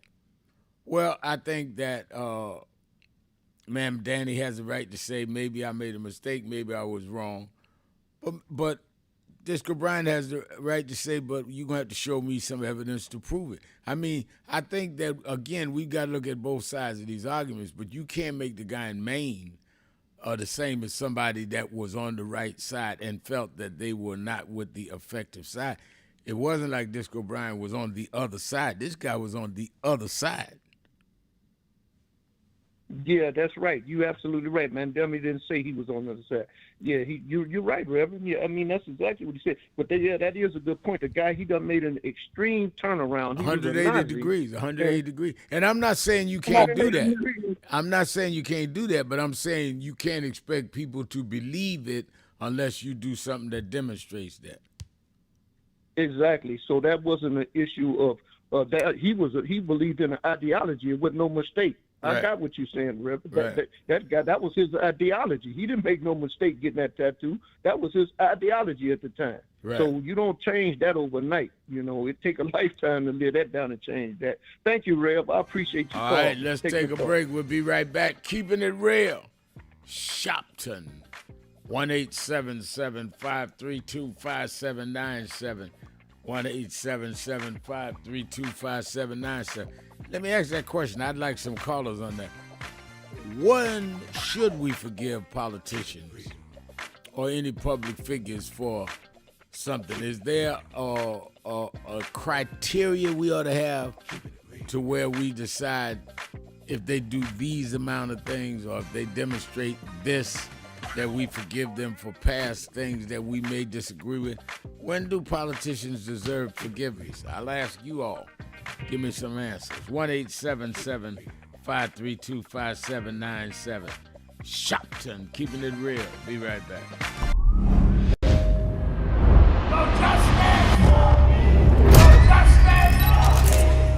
62 years ago today, Martin marched in Washington. 62 years later, the dream is not dead.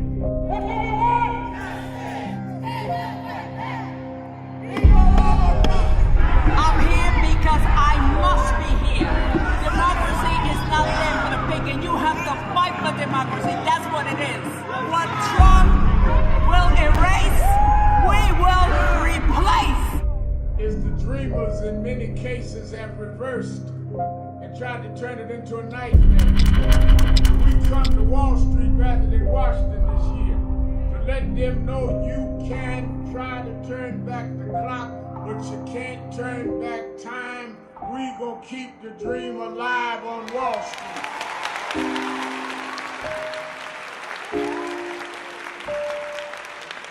It's been a long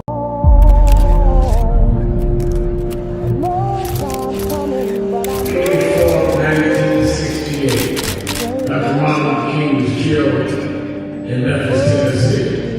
And it has been the commitment of National Action Network to always, in the month he was killed, to let them know they killed the dreamer. I have a dream today. When they came from the dream.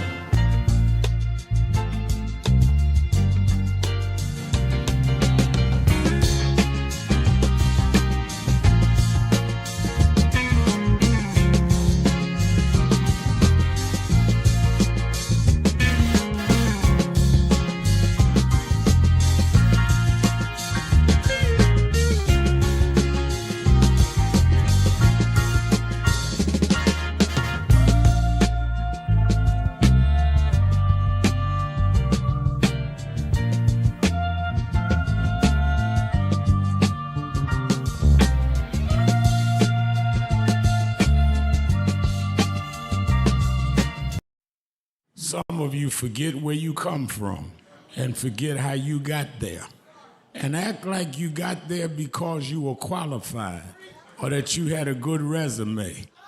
But some of us had to pay a price for your resume to even be read. Some of us had to take nights in jails and licks upside the head or shut out of boardrooms like Byron so you could walk down red carpets and act like you got there by yourself. So I received this award with a special place in my heart and on my shelf because I'm getting it from a freedom fighter who never forgot where he came from and how he got there.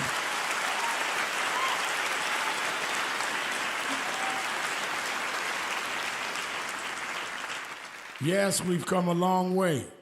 We've had now a black president and now a black vice president. But we still can get shot down and have to march to get a case in court. We still can get shut out of boardrooms. We're still doubly unemployed in a good economy. So we're gonna have to keep marching.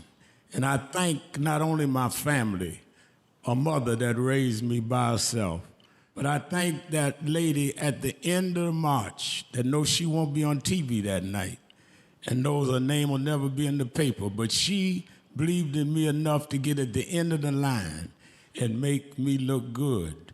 Because Dr. King used to say, if you call a march and no one shows up, you just going for a walk.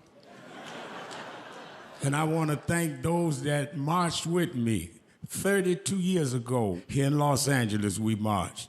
And then many years later, with George Floyd and others, we're still marching. And I'm going to keep marching. I'm going to keep agitating. And I'm going to keep going.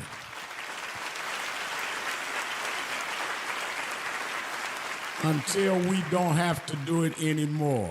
Eddie, known you a long time. Mariah, christen your kids. And I promise you this, the only thing that I really live for is I get up with this dream that every bigot, every racist, everyone in this country that hates will say, damn, he's up again. Hello, New Orleans. Let me tell you straight. They did not think we could come and be here tonight.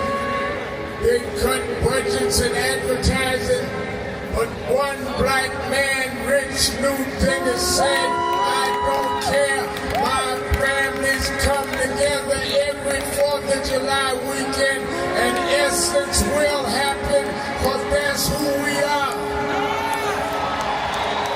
Give a big hand to Rich New Dennis for bringing us back.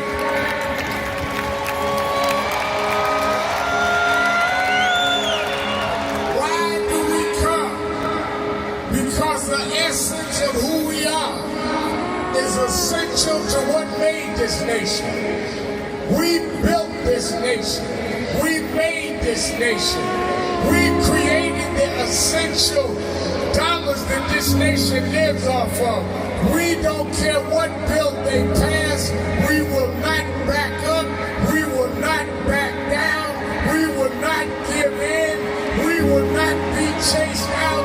We don't care who's in the White House. We will organize our house by house.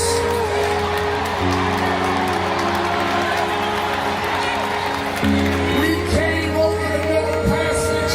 We survived slavery. We survived Jim Crow. Don't you give up now. Don't you turn back now. Stand up, black man. Stand up, black woman. Reclaim your dignity. Reclaim your place. So we stand with the Black Global Black Economic Forum. We stand with Essence Magazine because that's who we are. So don't give in now. Yes, there's some rough days, but we've been through rougher days than this. Keeping it real. Keeping it real. But we beat bad. I am your host, Reverend Al Sharpton, and we're back. 1-877-532-5797. Don't forget. Politics Nation with Al Sharpton, live at 5 p.m. Eastern Time on MSNBC. And I just was on the phone with one of the leading senators. I'm not going to announce yet who, but he will be on this weekend. We're going to be dealing with the showdown. We're going to be dealing with what is going on in the aftermath of the hurricane in the Caribbean, which is still in part of the Caribbean. We're going to deal with SNAP. A lot to deal with this weekend. Do not miss Politics Nation with Al Sharpton live at 5 p.m. Eastern, Saturday and Sunday. You that are in the New York and New Jersey and Connecticut vicinity, meet me at the Saturday Action Rally at the House of Justice, 106 West 145th Street in the village of Harlem. 9 a.m. to 11 a.m. We definitely need to be fired up and charged up this week. I need you in the house. In the House of Justice, 9 a.m. to 11 a.m., House of Justice, 145th and Lenox in Harlem. And you that are not in the New York area, you can watch it live on Impact Television, or you can watch it at live stream at www.nationalactionnetwork.net. Let's go back to the phone. Let's go to Greg in Virginia. Greg is taking me up on my question of what should be done to forgive. When do we forgive politicians? What should they have to do? Go ahead, Greg. Yeah, I think you can forgive them as a person, but I don't think they should be eligible for the candidates, because I just find it hard to believe that you put something on your body, you didn't know what it means. That's not like something a child would do. As adults, we know what we're doing. When you tattoo your body, when you wear shirts, when you go on these sites, you know what you're doing. That's the easiest way out for all these people is, I didn't know it meant this. Come on. We know what stuff means. This stuff been around since 45, since Hitler. So we know what these things mean. You can't tell me you a grown man don't know that, or a grown woman that don't know that. So I think you can forgive him as a person, but I don't think he should be the candidate because we don't really know what their plan is. And a lot of times you get these Democrats, they'll run for Democrat, and then 3-4 months down the line, they're switching parties. I'm like, how do you campaign as a Democrat, you fundraise as a Democrat, you win as a Democrat, and then 3-4 months later you switch to the Republican Party? There's a few candidates that come to mind that I can't think of their name right now, but a lot of them have done that. So not only is this false representation, and then again, you can't really, can the person really change their heart? If you got that deep hatred, you can't change your heart. I'm not gonna say that. Anybody can change. But I'm saying there's still always going to be that.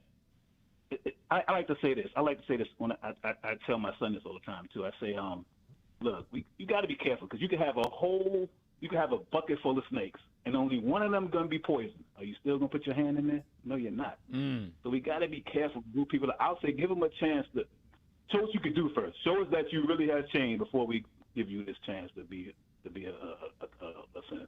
I don't think he should be a senator. I think he should just go on, maybe do some other work on the side, prove yourself first before we just say, okay, he's a Democrat. Now, yeah, let's elect him. No, you got to prove that you really have changed. That tattoo on that tattoo is how much you cover it up is bad. So, and that tattoo on your skin, what about that tattoo on your heart? That's the one we got to check. It can't be like, okay, he feel he changed, so yeah, we can forgive him as a person. I mean, everybody, people can change, but should he be the Democrat senator? No, because he can get in there and say, oh, I'm a Republican now. Then we all been duped. And then you lose good representation that you know the community needs. And that's what I say about that. Forgive him as a person, but no, he should not be running for the Senate candidate. And I think you said something wise. So you want to distinguish the person from the person necessarily assuming office because you do not know if they're being disingenuous or not. I'm gathering. Right. Exactly. You're absolutely right. Because we kind of know the trick. I mean, how many times have we seen it? Like, I mean, just like now with Mike Johnson, that's the reason why you got this shutdown. If I'm the Democrats, I wouldn't trust. How can we trust? You can't. Oh yeah, okay, we'll give you the CR, and then they'll go back on everything they said. So yes, so the Democrats have to stand strong. It's gonna hurt, but we've been there before, and we know we got to just help each other. Hey, you know somebody who got kids and they ain't getting their stamps. I mean, here's $10, $15. We got to help each other because if we don't, this thing is gonna be bad for a long time. So we can't just keep nominating these people. We have to just like with Mayor Eric Adams. I support him. I'm a New Yorker for life, but I live in Virginia now. But I keep up with everything New York. And I was like, oh man, I was really disappointed in everything that he's become. But we can't continue. I don't continue to support him because I see where he's going. I see how he's leaning towards Trump. Because I understand his legal issues. I understand he don't want to go to prison. Nobody does. But we don't need that. I say either way the New Yorkers go. I can't vote New York and Virginia now. But either way New Yorkers vote, I'm okay with it. Because Mandani, if he can get the prices of rent down and maybe get some free transportation, which we do have here in Virginia, we had free transportation since COVID. Now they say it's supposed to expire I think the end of this year and then next year. That's okay. It's been like 4 years, so it can be done. And if you can get rent down, if rent was low in New York, I would still be in New York. I only left because I couldn't find a place and I couldn't afford the rent. I was 18, 19 years old. I was working at Dollar Dry Dock Bank. I don't know if you remember that bank. Yeah, I do remember Dry Dock Bank. You getting in our age now. You getting in dry age now, but I definitely remember Dry Dock. Right? Yeah. I'm telling my age, right? Yeah, well, I am. I went to Lehman High School. I'm from the Bronx. I'm from South Bronx. And I was working out. I was saving money. I was doing great, but I was like, I couldn't find a place. For one, it was hard to find a place. And then the place you did find, no way I'm paying that kind of money for the place that I found. So I was like, so I'm listening to him. I'm like, man, that would be so cool for New York. If you can get the rent down and get free transportation, even if you just get it for a year, 2 years, free transportation, how much money that would help. No, well, you know something, Greg, you saying a mouthful, and I'm going to other callers, but I want to finish this with you because I feel you. Okay. Is that when the issue became home to me, man, Danny's been up to the House of Justice and Cuomo's been up there and all. Mm-hmm. But when it came home to me, is I make a decent living now between, radio and TV show, and also it's Yeah. different than when I was growing up in Brooklyn. But my daughters went out to find places. And when I started hearing the prices they needed just to move in, I said, wait a minute, man. Yeah. Danny got a real point here now. This is crazy. Yes, he do. He do. I think Cuomo will be fine, too, because Cuomo's a good guy. He comes from a great family. He does. Andrew and Chris, they're great. They're New Yorkers for life, too. But I just think, give him a shot. Give him Danny a shot. He may be able to do it. Maybe he can't, but give him a shot. We know you got to go through legislation. You got to get money together. You got to find it. You got to replace somehow. You got to pay the bus drivers. You got to pay people, so they're going to have to get paid somehow. So give the man a shot. If he can't do it, we'll say, okay, well, he tried. Well, I'm going to watch it. I love your show. Thank you. Keep listening. Thank you for your call. I watch Nan every week. You guys are great. I love my favorite song is the song that you use. Change will come. I love Change that. will come. Oh, wow. You be watching. Yeah, well, I love it. I appreciate you. I watch every week. I appreciate you. I really do. I appreciate people. I really do that because, hey, I keep telling people you should not leave people you don't like. I love our people. That's why I'm there every Saturday with them, preaching church, wherever I can be, because that's who I am. That's who I always was. Let me go to Cleveland, Ohio, to my friend Breatha. Breatha, you keeping it real. Good afternoon, Reverend. How's everybody? Everybody's good. How you doing? I'm doing good, thank you. I have 2 or 3 statements I would like to make, and at the end, I would like to ask you a question about something else. All right. The first one is, I believe, and I'm suggesting to all voters, we had an election coming up Tuesday. All voters do not vote for any Republican. This is really, we're really in a serious situation now, and none of them are coming, not even to talk with, to meet. They're constantly on receiving their checks and on their vacation. It is totally just wrong. So I'm asking all voters not to vote for any Republican. Now they're trying to prosecute this lady for a mortgage or something that may be outdated. Well, if they're going to go back like that, they need to go back to the initiation of January 6th while the president was watching the vice president being slated to be hung. They did nothing to stop the riot. They watched policemen being attacked and even one of his own being killed. He doesn't care anything about the children being hungry. He's a Nazi German who doesn't, I believe, care about America. He's not a peaceful person who wanted those 5 boys to be executed, even though they were innocent. He is adamant about receiving the Nobel Peace Award. He's not a peaceful person. He's not one at all. And for one thing, he's jealous because of Biden and Obama receiving the peace Nobel Prize, and only because they received it honestly. He has to pay $1 still for one. Now, the last thing I wanted to ask you, Reverend, is about the Jet magazine. My brother was a national court reporter at the time. Jesse Jackson was running for president, and he was in the Jet magazine. Is there any way that we could? Is there any way of getting any one of those, or some of those old Jet magazines? I wish they would come back. But is there any way that we could? I think you can go online to the Johnson Publishing Company and try to order them. Because I know I was trying to get some old Ebony's, and that's how we ordered. Oh, okay. That's good. Because my brother and Jesse Jackson could pass for brothers. They look alike. Is that right? Yeah. And so back in that day, he was a national court reporter. He's now a retired floating judge. My brother is, and he's in Washington. But he and Jesse Jackson was in that in one of those jets, and I'm gonna try to see if I could find one. Yeah, I think that's the best advice I can give you on that. And Reverend, with this mortgage situation, what they're trying to do, they're only trying to do this to keep these files from coming up. Whenever we go back into office or being with the shutdown, we need to still bring up those files. And I'm asking all voters, please get out and vote. Even if you feel like you don't want to vote, every non-voting is a vote for the opposite party. So I'm asking everyone to come out and vote. I'm working on the polls. I can't do any of this what I'm doing now because I'm not allowed to. But I'm asking now that all people to come out and vote, and do not vote for the Republicans. Have a blessed day. Let somebody else talk now. Thank you. Thank you for your call. Let's go to Lola in Philadelphia. Break. Wait a minute, Lola. Let me take my break. I'll be right back. Keeping it real.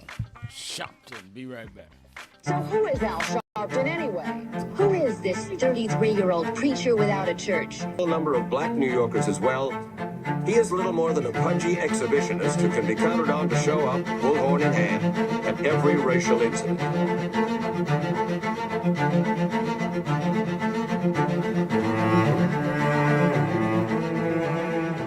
I often quote Mark Twain saying, the two most important moments in life is the moment you are born and the moment you find out why you were born. I had a very troubling conversation the other day that prompted me to do this little video. Young man that I've known a while came to me and he was crushed. I mean, really crushed, because people were criticizing his work. He's in the ministry, but he's also an actor. And he said he couldn't understand why people were jumping all over, criticizing him, trying to find scandalous and derogatory things about him. And I told him, I said, you know, you're very young.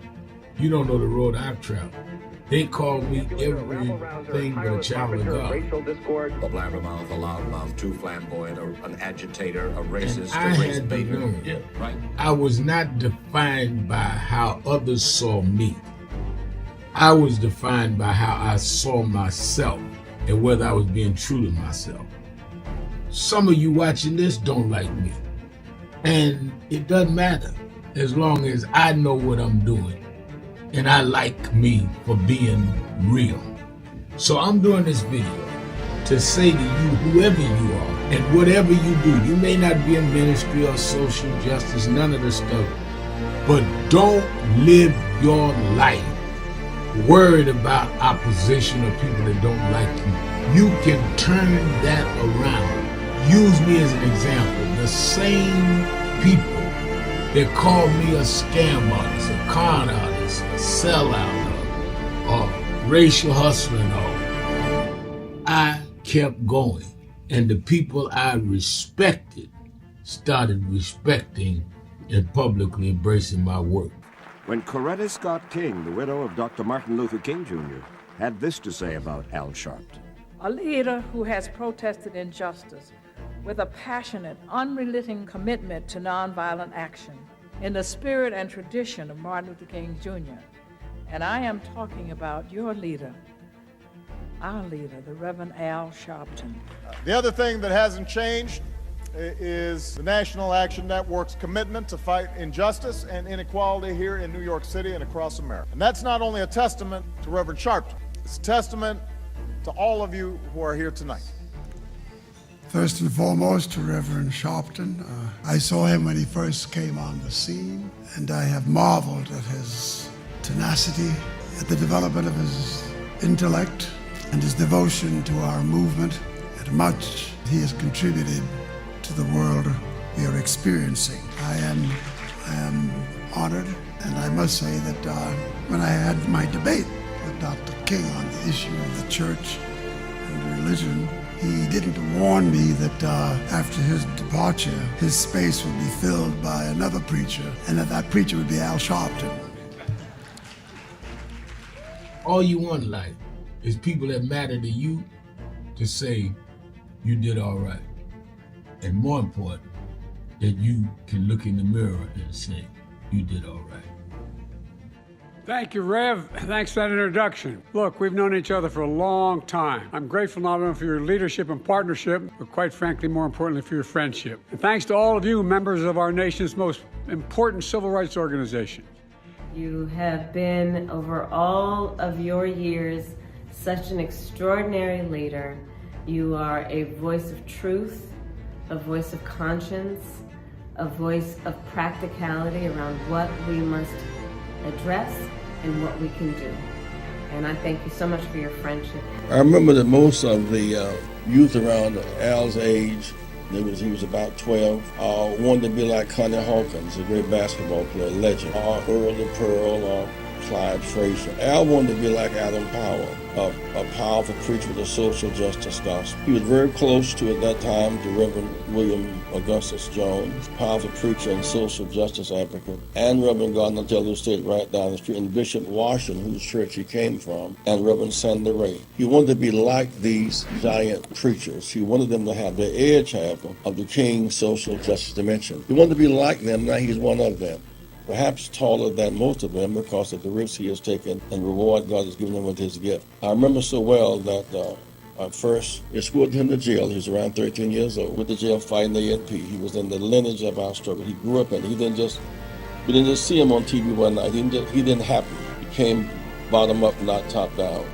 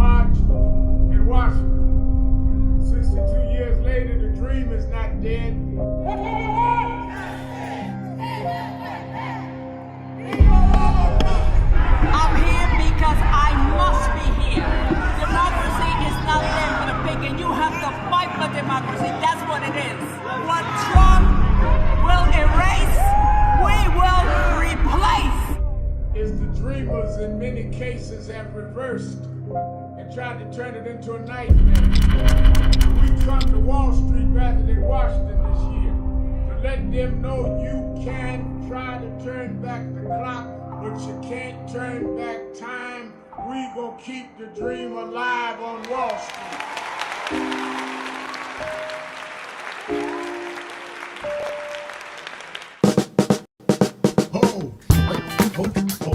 Oh, do I seem excited? I am excited because this Saturday, the National Action Network Saturday Action Rally starts live on WBLS 107.5 FM in New York. We're going to expand. Every Saturday morning, we're live on WBLS 107.5 from 10 a.m. to 11. You'll hear the message. You'll feel the energy. You'll be involved. You won't be sitting around talking about, oh my God, look at what's happening. You'll be involved in dealing with what's happening. I'm excited, and you should be excited to turn on WBLS 10 a.m. every Saturday morning. I have a message for you. And if you want to, you can come to the House of Justice and be there live. 145th Street and Lenox Avenue. We kick off at 9, and we don't stop until we deal with getting our people energized.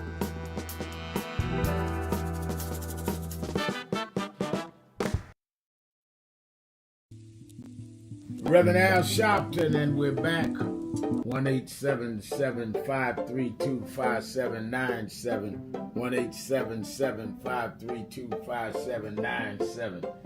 Let's go back to the phone. Attorney Jennifer Jones Austin is. You know, every day, Monday through Friday, I do 3 hours a day on Keeping It Real with Reverend Al Sharpton. I do 1 hour on Sunday mornings with Reverend Al Sharpton. And I'm live on radio and TV with the Saturday Action Rally. 7 days a week, I talk to our people, hear from them, to call in. I'm sick and tired of people talking for people that they don't talk to. So go on www.nationalactionnetwork.net. Listen to my show, call in, express your opinion. You don't have to agree with me. But let's start talking to each other rather than about each other and lecturing. Real. I am your host, the Reverend Al Sharpton, 1-877-532-5797. We're talking about, of course, the shutdown, and every hour it gets closer and closer to disaster for many people.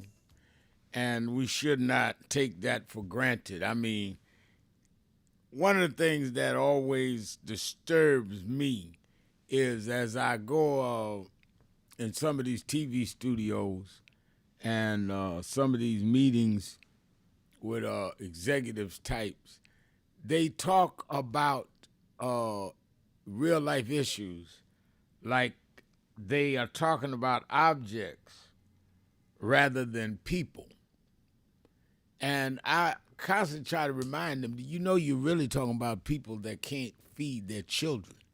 These are not just dots on a board or some particles on your whatever technology you use. This is real life people.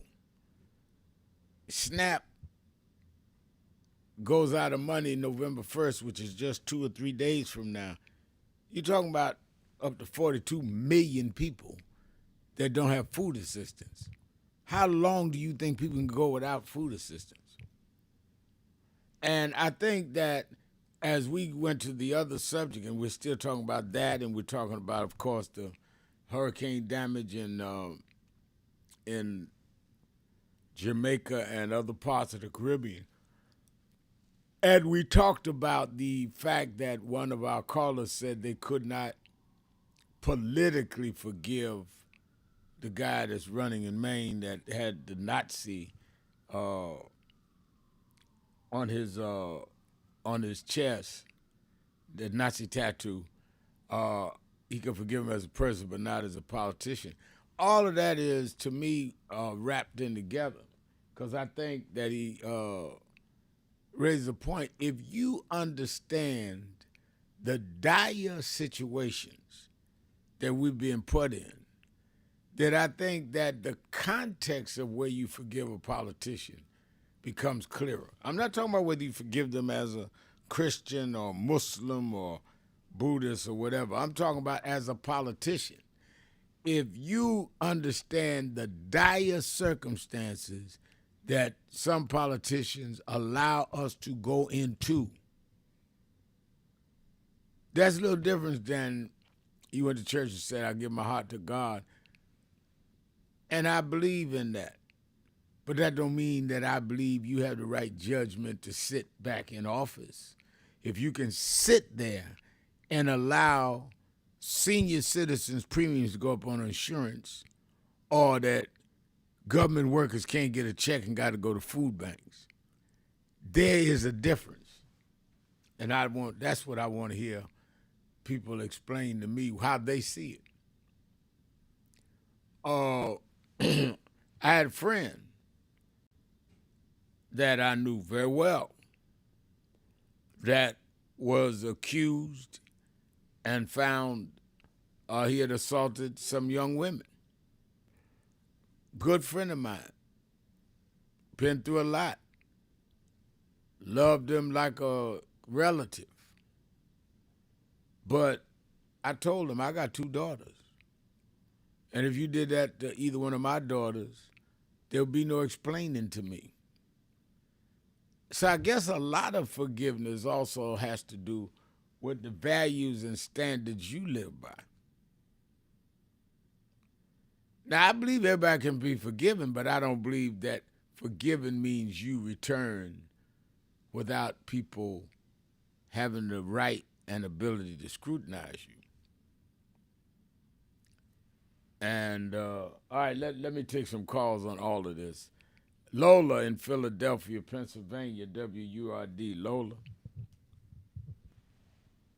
Yeah, Reverend Al, it's always good to talk to you. Always good to hear you talk and talking from your experience in life. And what you said was very true. I feel like you can love the person but hate the act that they did. You can still love people and still tell them that what you've done is wrong, and still say, if you're a public figure, that I love this person, I've had a relationship with this person for many years, but the act that they have done or are accused of, I do not agree with. I do not agree with, any type of acts of criminality or anything like that. But this person I've known for 30 plus years, for me, I don't understand, and this is not even what I call for, but you were speaking about it, is how you can have a relationship with somebody for 30 years. We never know who people really are. You can live with somebody and really don't know who they are. And so when you find out stuff, it's the person who they present to you. I don't think that unless it's hurting children, animals, and the elderly, I feel like, if somebody has a gambling addiction, or if something happened with even Diddy or whoever it is, because you still have family who you love. Right. I don't see how people just turn their backs on those people. You can say, I hate what you did. What you did is wrong. But the person who's really going to judge us is God, because all of us have done something that we need forgiveness for. And maybe the stuff that we've done is not put out on the public for the public to see. You can have an addiction that's not gambling. It could be shopping. It could be eating. It could be all kinds of things. So I don't agree with what people's done, and I say that if you've done something, I don't like this act, and you need to change your ways. You need to get help. You need to go into therapy. You need to go into an addiction program or whatever, domestic violence program. But I'm not going to turn my back on you as knowing you for 30 years, throwing away 30 years of knowing people, 20 years, and then people just throw people away and don't even care about them and don't even stay in public. Listen, I knew this person for this long, but I hate what they did. No, people just throw you away and don't even care about you. So that's why it's really good just to keep a close knit of people who really have you in the good times and the bad times. You're gonna go up and you're gonna go down. But let me you gotta be with the people who gonna be with you when you're down. Let me ask you this, Lola, because I think you touched on some things that's pretty important. Isn't a lot of how we deal with our ability to be forgiving and strong enough to do that? A lot of it also on how much of what the person may have done wounded us. And you can forgive the person, but still bear the wounds until the wounds heal. And I think that's where the dichotomy is. Like I always tell a story in public, and I tell it because I want other people to understand that some of us that they see out there have gone through some stuff like they did. And I tell a story about how my father left when I was 10 years old. My sister was 13, abandoned us, and we ended up losing the house, cars, everything, and moved to the projects. Now, I forgave my father, buried him last year, had a relationship with him. My sister, it took longer because she was a little older, teenager, and her whole life was turned upside down, and she was shamed about what he did. So it wasn't that she did not forgive him, but the wounds of what he did took longer for her to heal. Maybe because I was more into the church and I really believed that, God would make a way, and she was more secular. I don't know. But sometimes I think we confuse forgiveness with healing of the wound. Sometimes you hurt people and ask people to forgive you. You cannot ask them to forgive you in the absence of respecting and regarding the fact that they still may have some pain. Yes, everything. And see, that's why I listen to you and listen to your experience, because what you're speaking about is your experience and also your experience as a pastor. No, I totally agree with what you're saying. I'm not saying we don't have a time limit on you hurt somebody and then say you have please. Last call before break. Forgive you within that day or two. That person has the right to take the time for however long it may be for forgiveness. What I'm saying is this, is that the person who is going to judge us is God, and all of us is going to need forgiveness. And so I'm saying, even if it takes you 10 years, it might take somebody 10 years, it might take somebody 6 months. Everybody is different. What I'm saying is at some point in life, we got to say, I have to forgive this person because I am going to be needing forgiveness from God. But then also, I was just touching on how people turn their backs on people that they've known for 30 years and that's what I was talking about. But I just wanted to speak on this because I know you got other people. I wanted to say this, that Hold on a minute. Let me. I hold you over. So you make your point, and others may want to get in this conversation. 1-877-532-5797. 1-877-532-5797. Sharpton, keeping it real. Be right back. So we just wanted to greet you all and thank you for allowing us in. Yes, sir. We would go. Yeah, we was here. They were on the plantation. Our family was on the plantation. Wow. And that's, of course, that's the slave house. That's one of the slave houses. Sir, it's been 13 years. That's right. Good to How see you been? Doing fine. Good.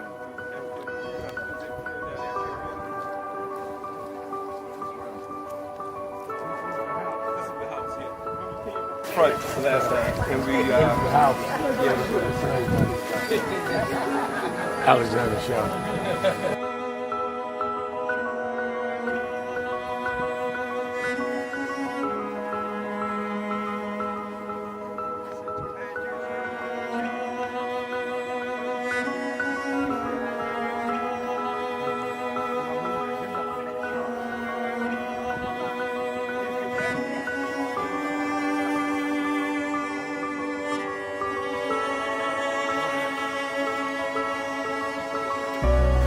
How many slaves were staying here? I have no idea. This is where they would have a slave. Yeah, that's when, exactly. That was, exactly.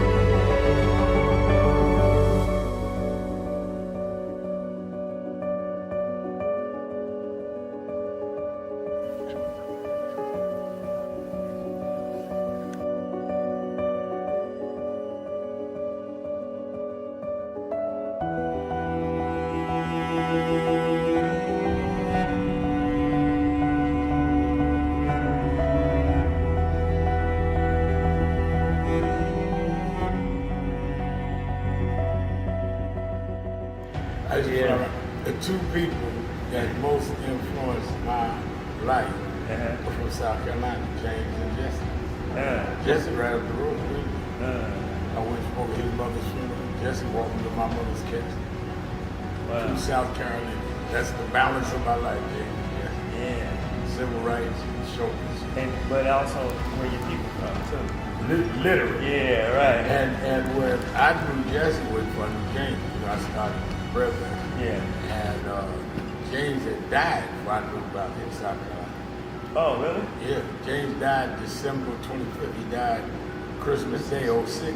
And they came to do the story for February of 07. They came in January. His daughter swear that was his daddy and him pushing the information out. Wow. And I called Jesse and told me, you know that my great-grandfather was a slave about 45, because Greenville right up to I-20. He said, I told you we was connected. That's why you gotta listen to me. But now. 1, 2, 3, I got the feeling.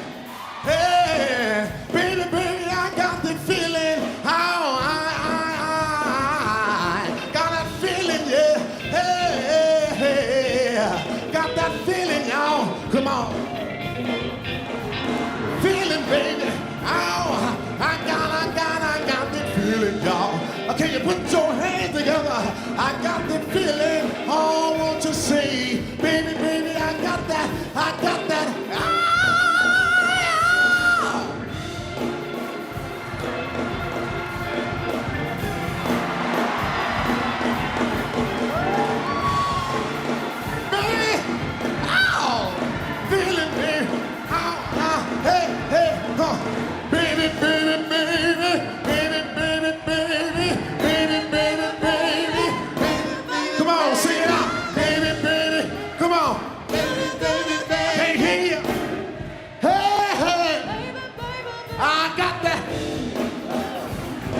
Thank you so much. My name is True Osborne. Humbled and honored.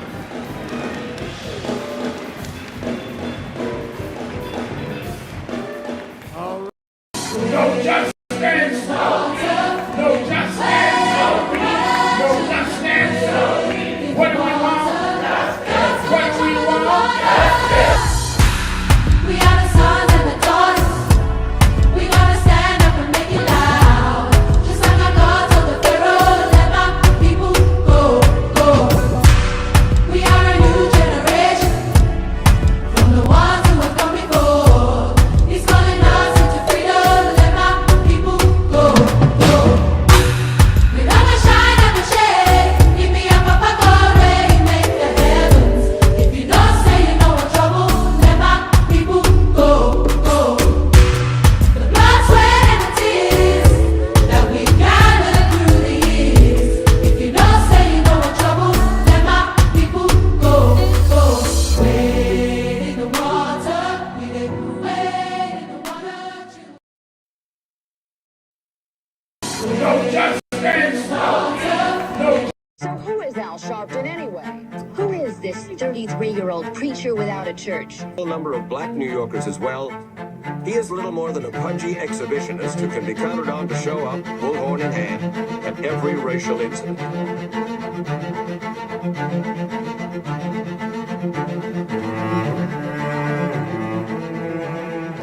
I often quote Mark Twain saying, the two most important moments in life is the moment you are born and the moment you find out why you were born. I had a very troubling conversation the other day that prompted me to do this little video. Young man that I've known a while came to me and he was crushed. I mean, really crushed, because people were criticizing his work. He's in the ministry, but he's also an actor. And he said he couldn't understand why people were jumping all over, criticizing him, trying to find scandalous and derogatory things about him.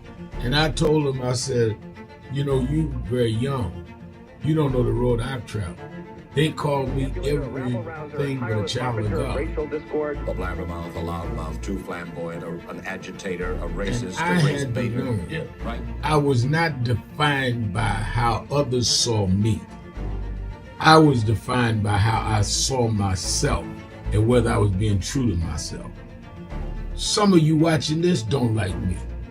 And it doesn't matter as long as I know what I'm doing and I like me for being real. So I'm doing this video to say to you, whoever you are and whatever you do, you may not be in ministry or social justice, none of this stuff, but don't live your life worried about opposition or people that don't like you. You can turn that around. Use me as an example. The same people that call me a scam artist, a con artist, a sellout, or racial hustler and all, I kept going. And the people I respected started respecting and publicly embracing my work. When Coretta Scott King, the widow of Dr. Martin Luther King Jr., had this to say about Al Sharpton.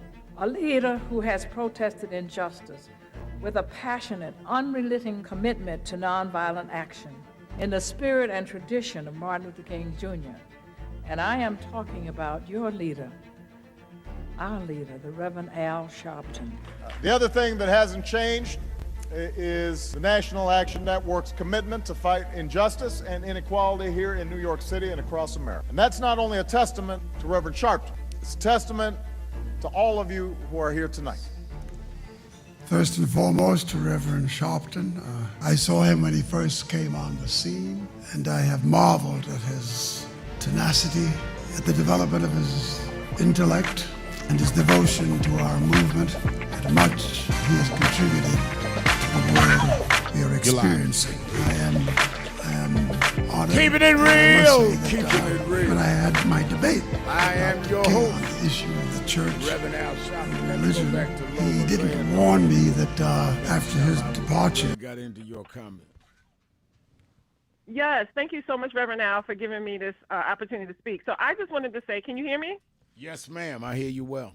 Okay, yes. Okay. I just wanted to say, finishing off, that we're having a big election coming up in Philadelphia on November the 4th, this Tuesday, for the retention of 3 Supreme Justices and the District Attorney. And so that is really huge, too, because I know everybody's talking about all the elections that's going on in New York, which is huge because New York is one of the, after California, is one of the, biggest cities. But Philadelphia is also on the map because they have 3 Supreme Court just unheard of. You should see the commercials, Reverend Al. They are fighting down here, these billionaire donors on the Republican side, to try to get those seats away from the Supreme Court justices so they can have control down here. And so I implore everybody who's in Philadelphia to get out. I think it's Pennsylvania as well. Get out and vote for these justices. We need them there, and we need to keep District Attorney Larry Krasner in. And then I also just wanted to say that for Mondani in New York, he is right about rent control. We were trying to help my nephew get into an apartment. It costs almost $6,000 just for the moving costs. First, last month, and all this other stuff he had to pay. And then the rent is like $2,000. How can people afford this and still work and still pay student loans? And the prices are just going up. There has to be some stabilization in this country, not just for rent, for food, for everything. They are gouging working Americans out of their hard-earned money. And so we have to have some type of stabilization, not just in New York and Philadelphia and California and all of these cities, Reverend Al. People are being outpriced, outmatched with what they're making dollar for dollar at work. They can't afford to live. And even if you have your relatives are pouring in to help now. We're helping out my nephew. You're helping your cousin. You're helping your daughters, like you said. You have to help people because they can't make it on their own. And that's not the American dream, that all the generations got to continuously help and pay other people's bills. We're supposed to get out there, maybe get a good job, have your entrepreneurial job or entrepreneurship, and be able to pay. But it's not, because people are being outpriced and outmatched in this market. And so that's what I want to say. You have to vote for the people who have some type of alignment with what you believe in. Nobody's perfect, but try to get the people in that will align with you, and then keep on them when they're in office. Keep your calls, keep accountable. to their offices. Yeah, thank you for your hold call. them accountable, Reverend Al. Yeah, Stephanie Humphrey Channel said, greetings, everyone. Glad to catch last few minutes. We've been looking for you, Stephanie. Glad to have you with us. I wanted to read also, I had Cedric Cooper said Reverend H.J. Wesley preached a message entitled Forgiving What I Can't Forget. It's on YouTube.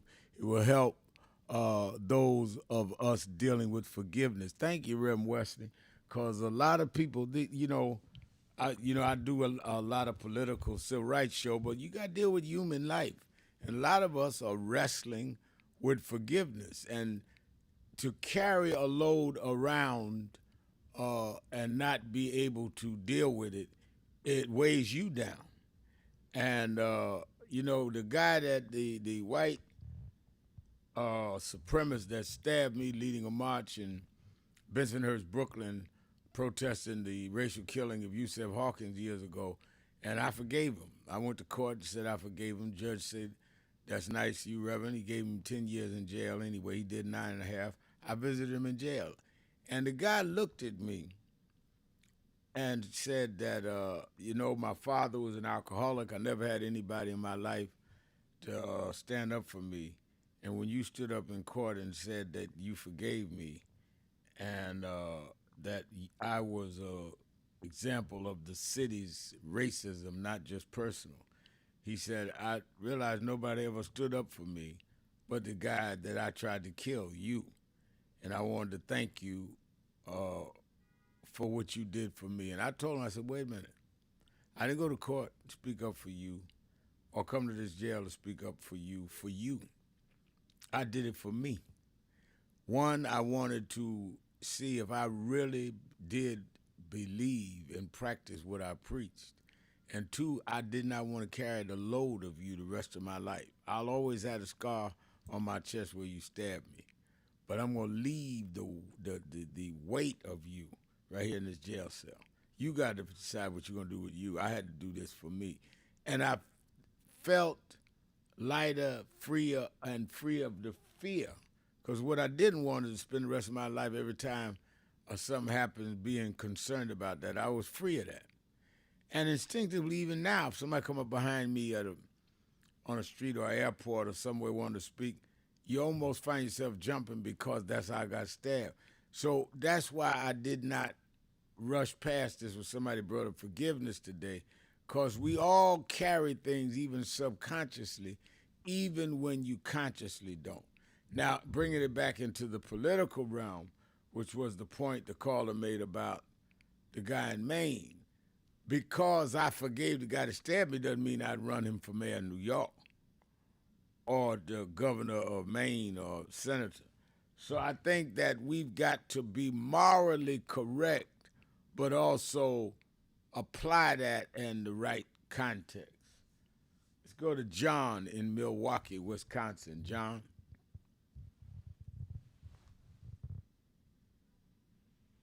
Can you hear me good? Is John there? Yes, can you hear me? Yes, I hear you. Oh, good. Thank you, Reverend. Remember we were speaking about Sudan several weeks ago?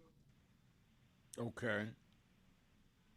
Well, I think I was talking too much, but the last time we were speaking, you were really onto something, and it sounded like to me, if I'm not mistaken, that nobody's really listening to you. Is that what it, did I get that right?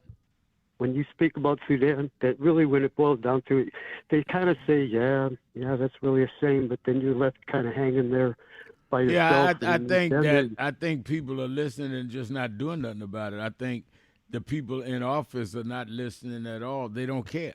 And I think that getting things done is not based on who is listening and who cares. It's based on how much we care. Interesting. So what do you recommend about that? I think there's got to be, and you will hear in the next several weeks after we getting ready to deal with these corporations and these shareholders thing. But you're going to hear before Christmas a whole move on Sudan. Some of us may go over there. Really? We're going to force them to deal with this. I went over there in 94 and we got some stuff done. And that's the only way we were able to force then something happened. And Clinton was in office then. Sometimes you got to be, you have to make people hear you, make people listen. And I think we've got to do that with the Sudan issue, because it is absolutely outrageous. It's inhuman what's going on in Sudan, and they're acting like it doesn't matter. I'm sorry, I didn't mean to laugh like I'm laughing, but yes, have you met the South Sudan fellas? Any of them? Yes. Oh, good. Then have you been able to make some kind of bond with them? Because these are the new free men, you know what I mean? They're the free men that are no longer under the gun, but then they're struggling with their own internal, black issues. I will say that I've established a relationship. I can't say that I don't want to say a bond, because I don't know how they would interpret that, but I've developed a relationship, and I'm definitely going to be doing some things around that issue.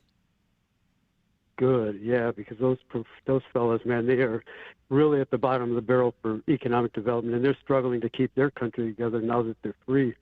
And it's so tragic to see what's happened to them. And I know you're way into the, you have a sphere of influence, and it's wonderful that you've done what you've done. I don't know how many other people you've ever talked to who've even been in your range of experience over there. Sounds to me like not too many. Am I wrong? No, you're right. No, you're dead right. You're absolutely right. All right, thank you for your call. Let me get ready to take a break and take more of your calls. 1-877-532-5797. 1-877-532-5797. Sharpton, keeping it real. Be right back. But the fact of the matter is, Rosa Parks was not only the mother of the modern civil rights movement, she was the mother of this nation. Why would you say that, Sharpton? Because you called George Washington the father of the nation, but when he became father, we wasn't included in the nation. Women were not included in the nation. The first time we had a parent in this nation is when all of us was included, and Rosa Parks did that on December 1st, 1955.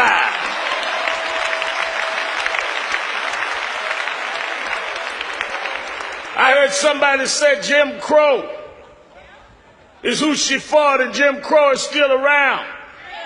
But Jim Crow is old. That's not who I'm mindful of today. The problem is Jim Crow has sons.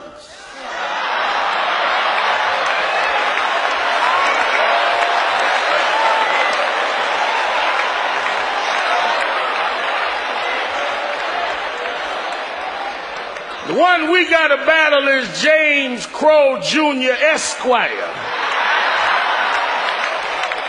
He's a little more educated. He's a little slicker. He's a little more polished. But the results are the same. He doesn't put you in the back of the bus. He just puts referendums on the ballot to end affirmative action when you can't go to school. He doesn't call you a racial name. He just marginalizes your existence. He doesn't tell you that he's set against you. He sets up institutional racism, where you have a nation respond looking for weapons in Iraq that are not there, but can't see a hurricane in Louisiana that is there.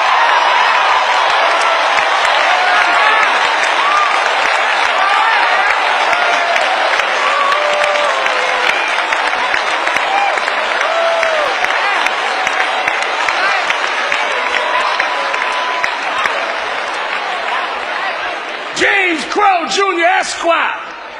That's who we got to fight. And if we are to win, if we are to really memorialize Rosa Parks, she would tell us to do in the generation of his son what she and Dr. King did to his daddy. They didn't talk a fight, they fought the fight. They didn't show up at funerals, they showed up on the picket line and the march line and the jailhouse. It amazes me that we sit here acting like we don't have work to do.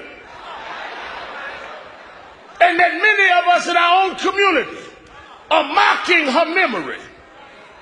They formed a movement when they had none of what we got. You realize that Dr. King and Dr. Abernathy and them formed a boycott after Rosa Parks, where people stayed off the bus for a year, went to rallies every night, and they never had email, never had a cell phone, never could go online. Here you got 2 cell phones in your pocket, emails, computers at the house, and can't even get a block association meeting together.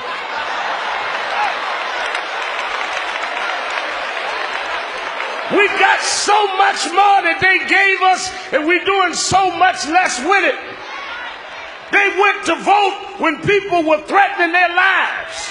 Medgar Evers was shot dead in his driveway, left 3 children inside that never knew how it was to have a father in their adult years, died to give us the right to vote. Pregnant women marched through the streets of Birmingham. They sick police dogs on them to give us the right to vote. 4 little girls bombed in a church in Birmingham, Alabama to give us the right to vote. And here you are 40 years later in Detroit, Michigan. No dogs biting you, no bombs going off, no bullets, too lazy and ungrateful.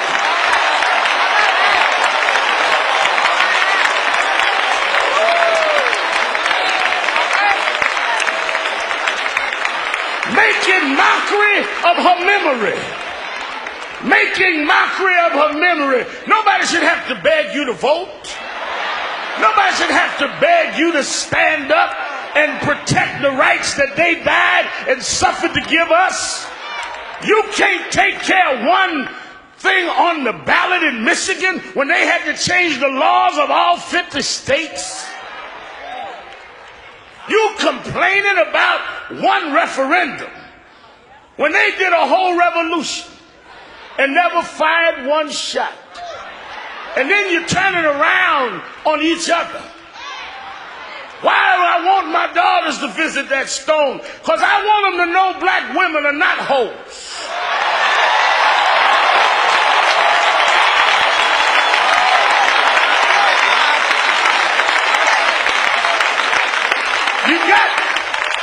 You have music companies selling misogynist records to our children. Black womanhood was Rosa Parks sitting in dignity. She wasn't break dancing. She wasn't talking about pimp me out. She made the world respect her people.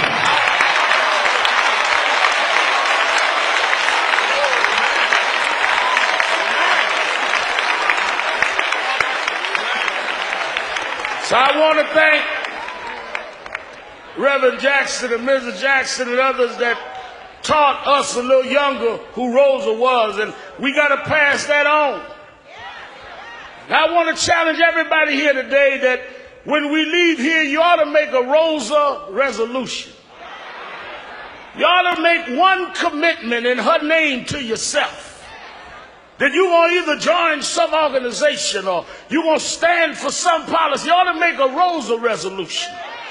You ought to resolve that you're going to do something that'll make a difference because we're here because she made a difference. Most people come and go and we never come to say goodbye because their hellos didn't mean anything to us. But we're here because she touched every one of us.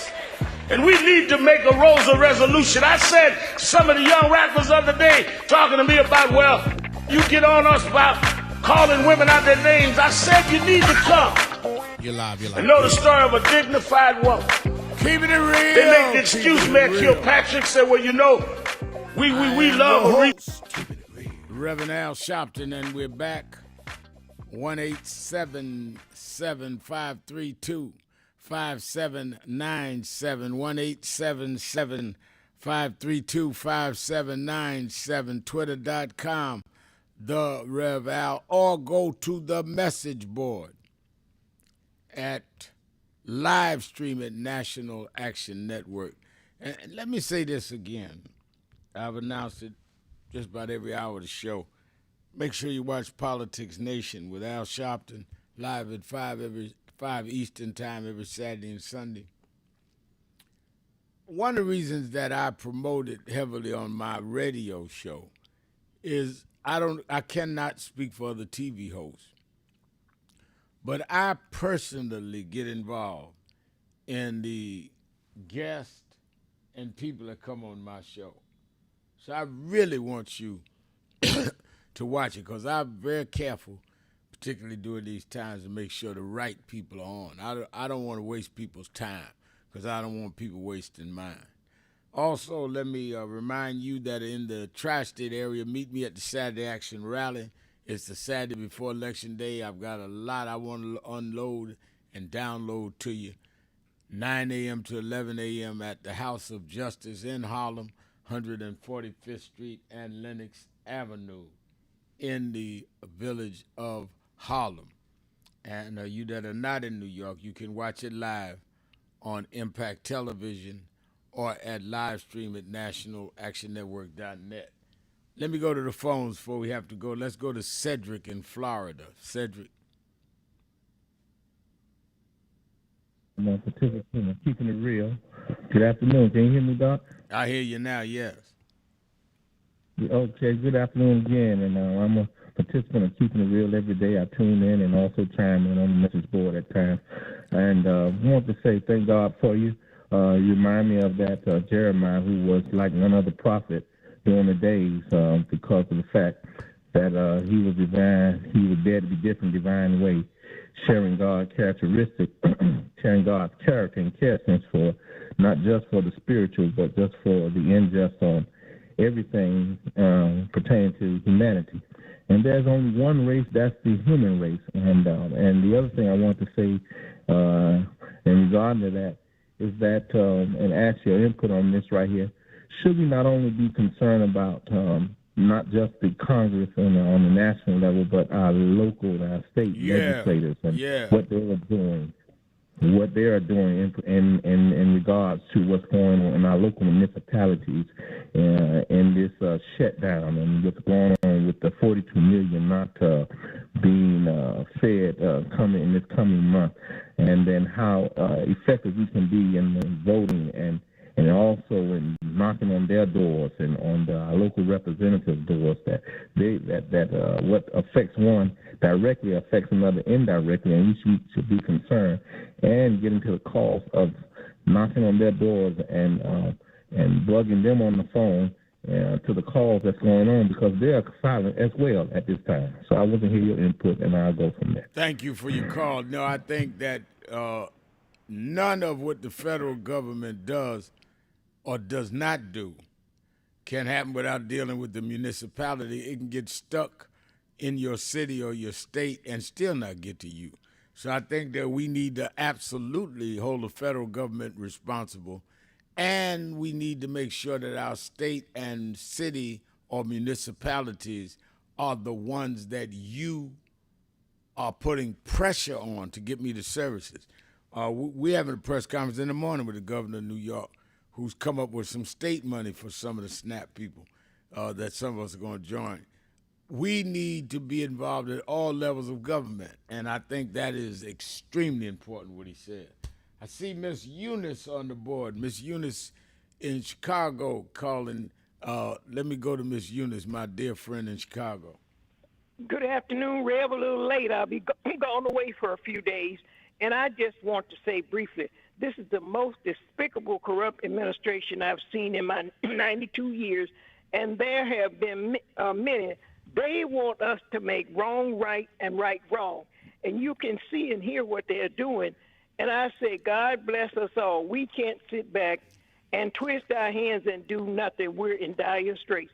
And thank you for taking my call, and I'll talk to you next week. All right, you travel safe. Glad to hear you all right. Thank you for your call. Sure. Let me go to Pam in Philadelphia, Pennsylvania. Pam. Hi, good morning, good afternoon. How you doing? I'm doing good. How you doing? Good, thanks. Let me start with the Bible scripture, Matthew 15. In the middle of the chapter, it distinguishes the definition of free people and the people who are not free, in bondage or slavery or whatever you want to call it. So that's the first thing. That chapter is based on honor of mother and father. Jesus gives that as a specific basis to determine who's free and who's not free. So that's the first thing. Okay, then I want to talk about a no-fault, airtight, corrective legal action before the Supreme Court based on the appointment of judges that makes it known that an attainder of the overthrow of government has achieved attainment, and that should be it's a no-fault situation where the people who are involved in it are not aware of it, so that way there's nobody to blame. But corrective action can be taken. So with that case, I need it goes in for administrative review with the Supreme Court, and on that basis, we can stop the negative actions that are being taken by Donald Trump, because he has taken some very serious negative action, and it might be to his benefit that he's doing that. So, because he's not even free in the White House. Right. Okay. All right. So we need and so I wanted to know if I can get your legal team to help me draw up this action and present it to the I Supreme Court can have them. I can have them look at it. I can't commit what they will draw. Hold up and get me her information, because again, I'd like the lawyers to look at it. Some of what you're saying sounds right. Some I am not quite there, but the lawyers would know. So let's see if we can get some lawyers in with Pam. Get that information on Pam to me. Let me go to my main man in Detroit, Michigan, the extraordinary labor leader, Brother Percy. Brother Percy, you're keeping it real with Al Sharpton. Brother Al, thanks for taking my call, man. And Miss Eunice, man, I love her, man. She was real short and sweet. They make it wrong right and right wrong. Yeah. You know, my sister, she know how to put it out there. I got much respect for my folks. And Frank, tell Frank to check in, man. I haven't heard Frank from the best side on the west side call in, man. Yeah, I got to find out what happened to Frank. Yeah, you're right. Yeah, but anyway. But look, Detroit, Michigan, and they have an election for mayor this 4th November, and the charters, you guys can vote this Saturday and Sunday. You can go to your polling locations, the Bureau place on the Boulevard. A lot of them know where it is right now, by the Fisher Building on West Grand Boulevard, and they can go there and show up on Saturday. They have several sites on Saturday. They can go to Wayne County Community College too on Saturday and Sunday from 9 o'clock to 5 o'clock on Saturday and Sunday, and vote early. Vote early. And also, if you are not registered to vote, you can go to those locations too. Go there with your ID. You can register to vote. And if you don't have your ID, you can fill out an affidavit, and they will register you, and you can vote at the same location. You don't need to be in your polling location. But on election day, you have to go to City Hall.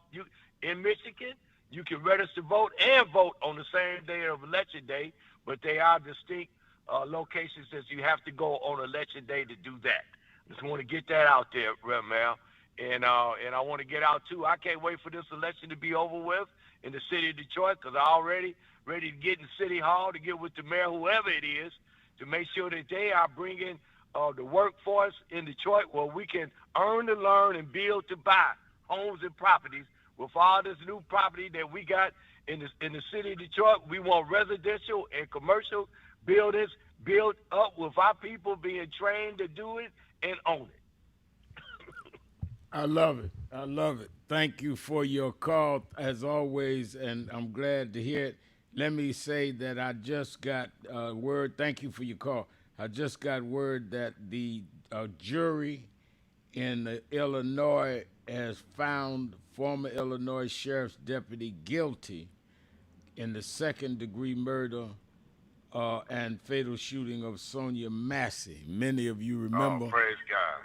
Thank you. So many of you remember when we went out there, I did the eulogy as well as the rally, and this young lady called for some help having a mental issue. They came in and said, she tried to kill her, and they shot and killed her. The jury has just found him guilty. And in fact, we've had that on our show on many occasions, and I'm glad to see the jury come back the way they did. It certainly doesn't bring her back, but at least it got to measure justice for her and those kids. So I'm glad about it. I'm sure we'll have Ben Crump and some others talking about it and explaining it tomorrow. All right, that's the music. I'm going to have to go. Let me thank you that called in, you that listened in, you that called in and couldn't get through, but hung in there anyhow. Remember, whatever you do, wherever you go, however you feel, tell somebody, tell anybody, tell everybody that Reverend Al told you personally. Keep it real. Keep it real.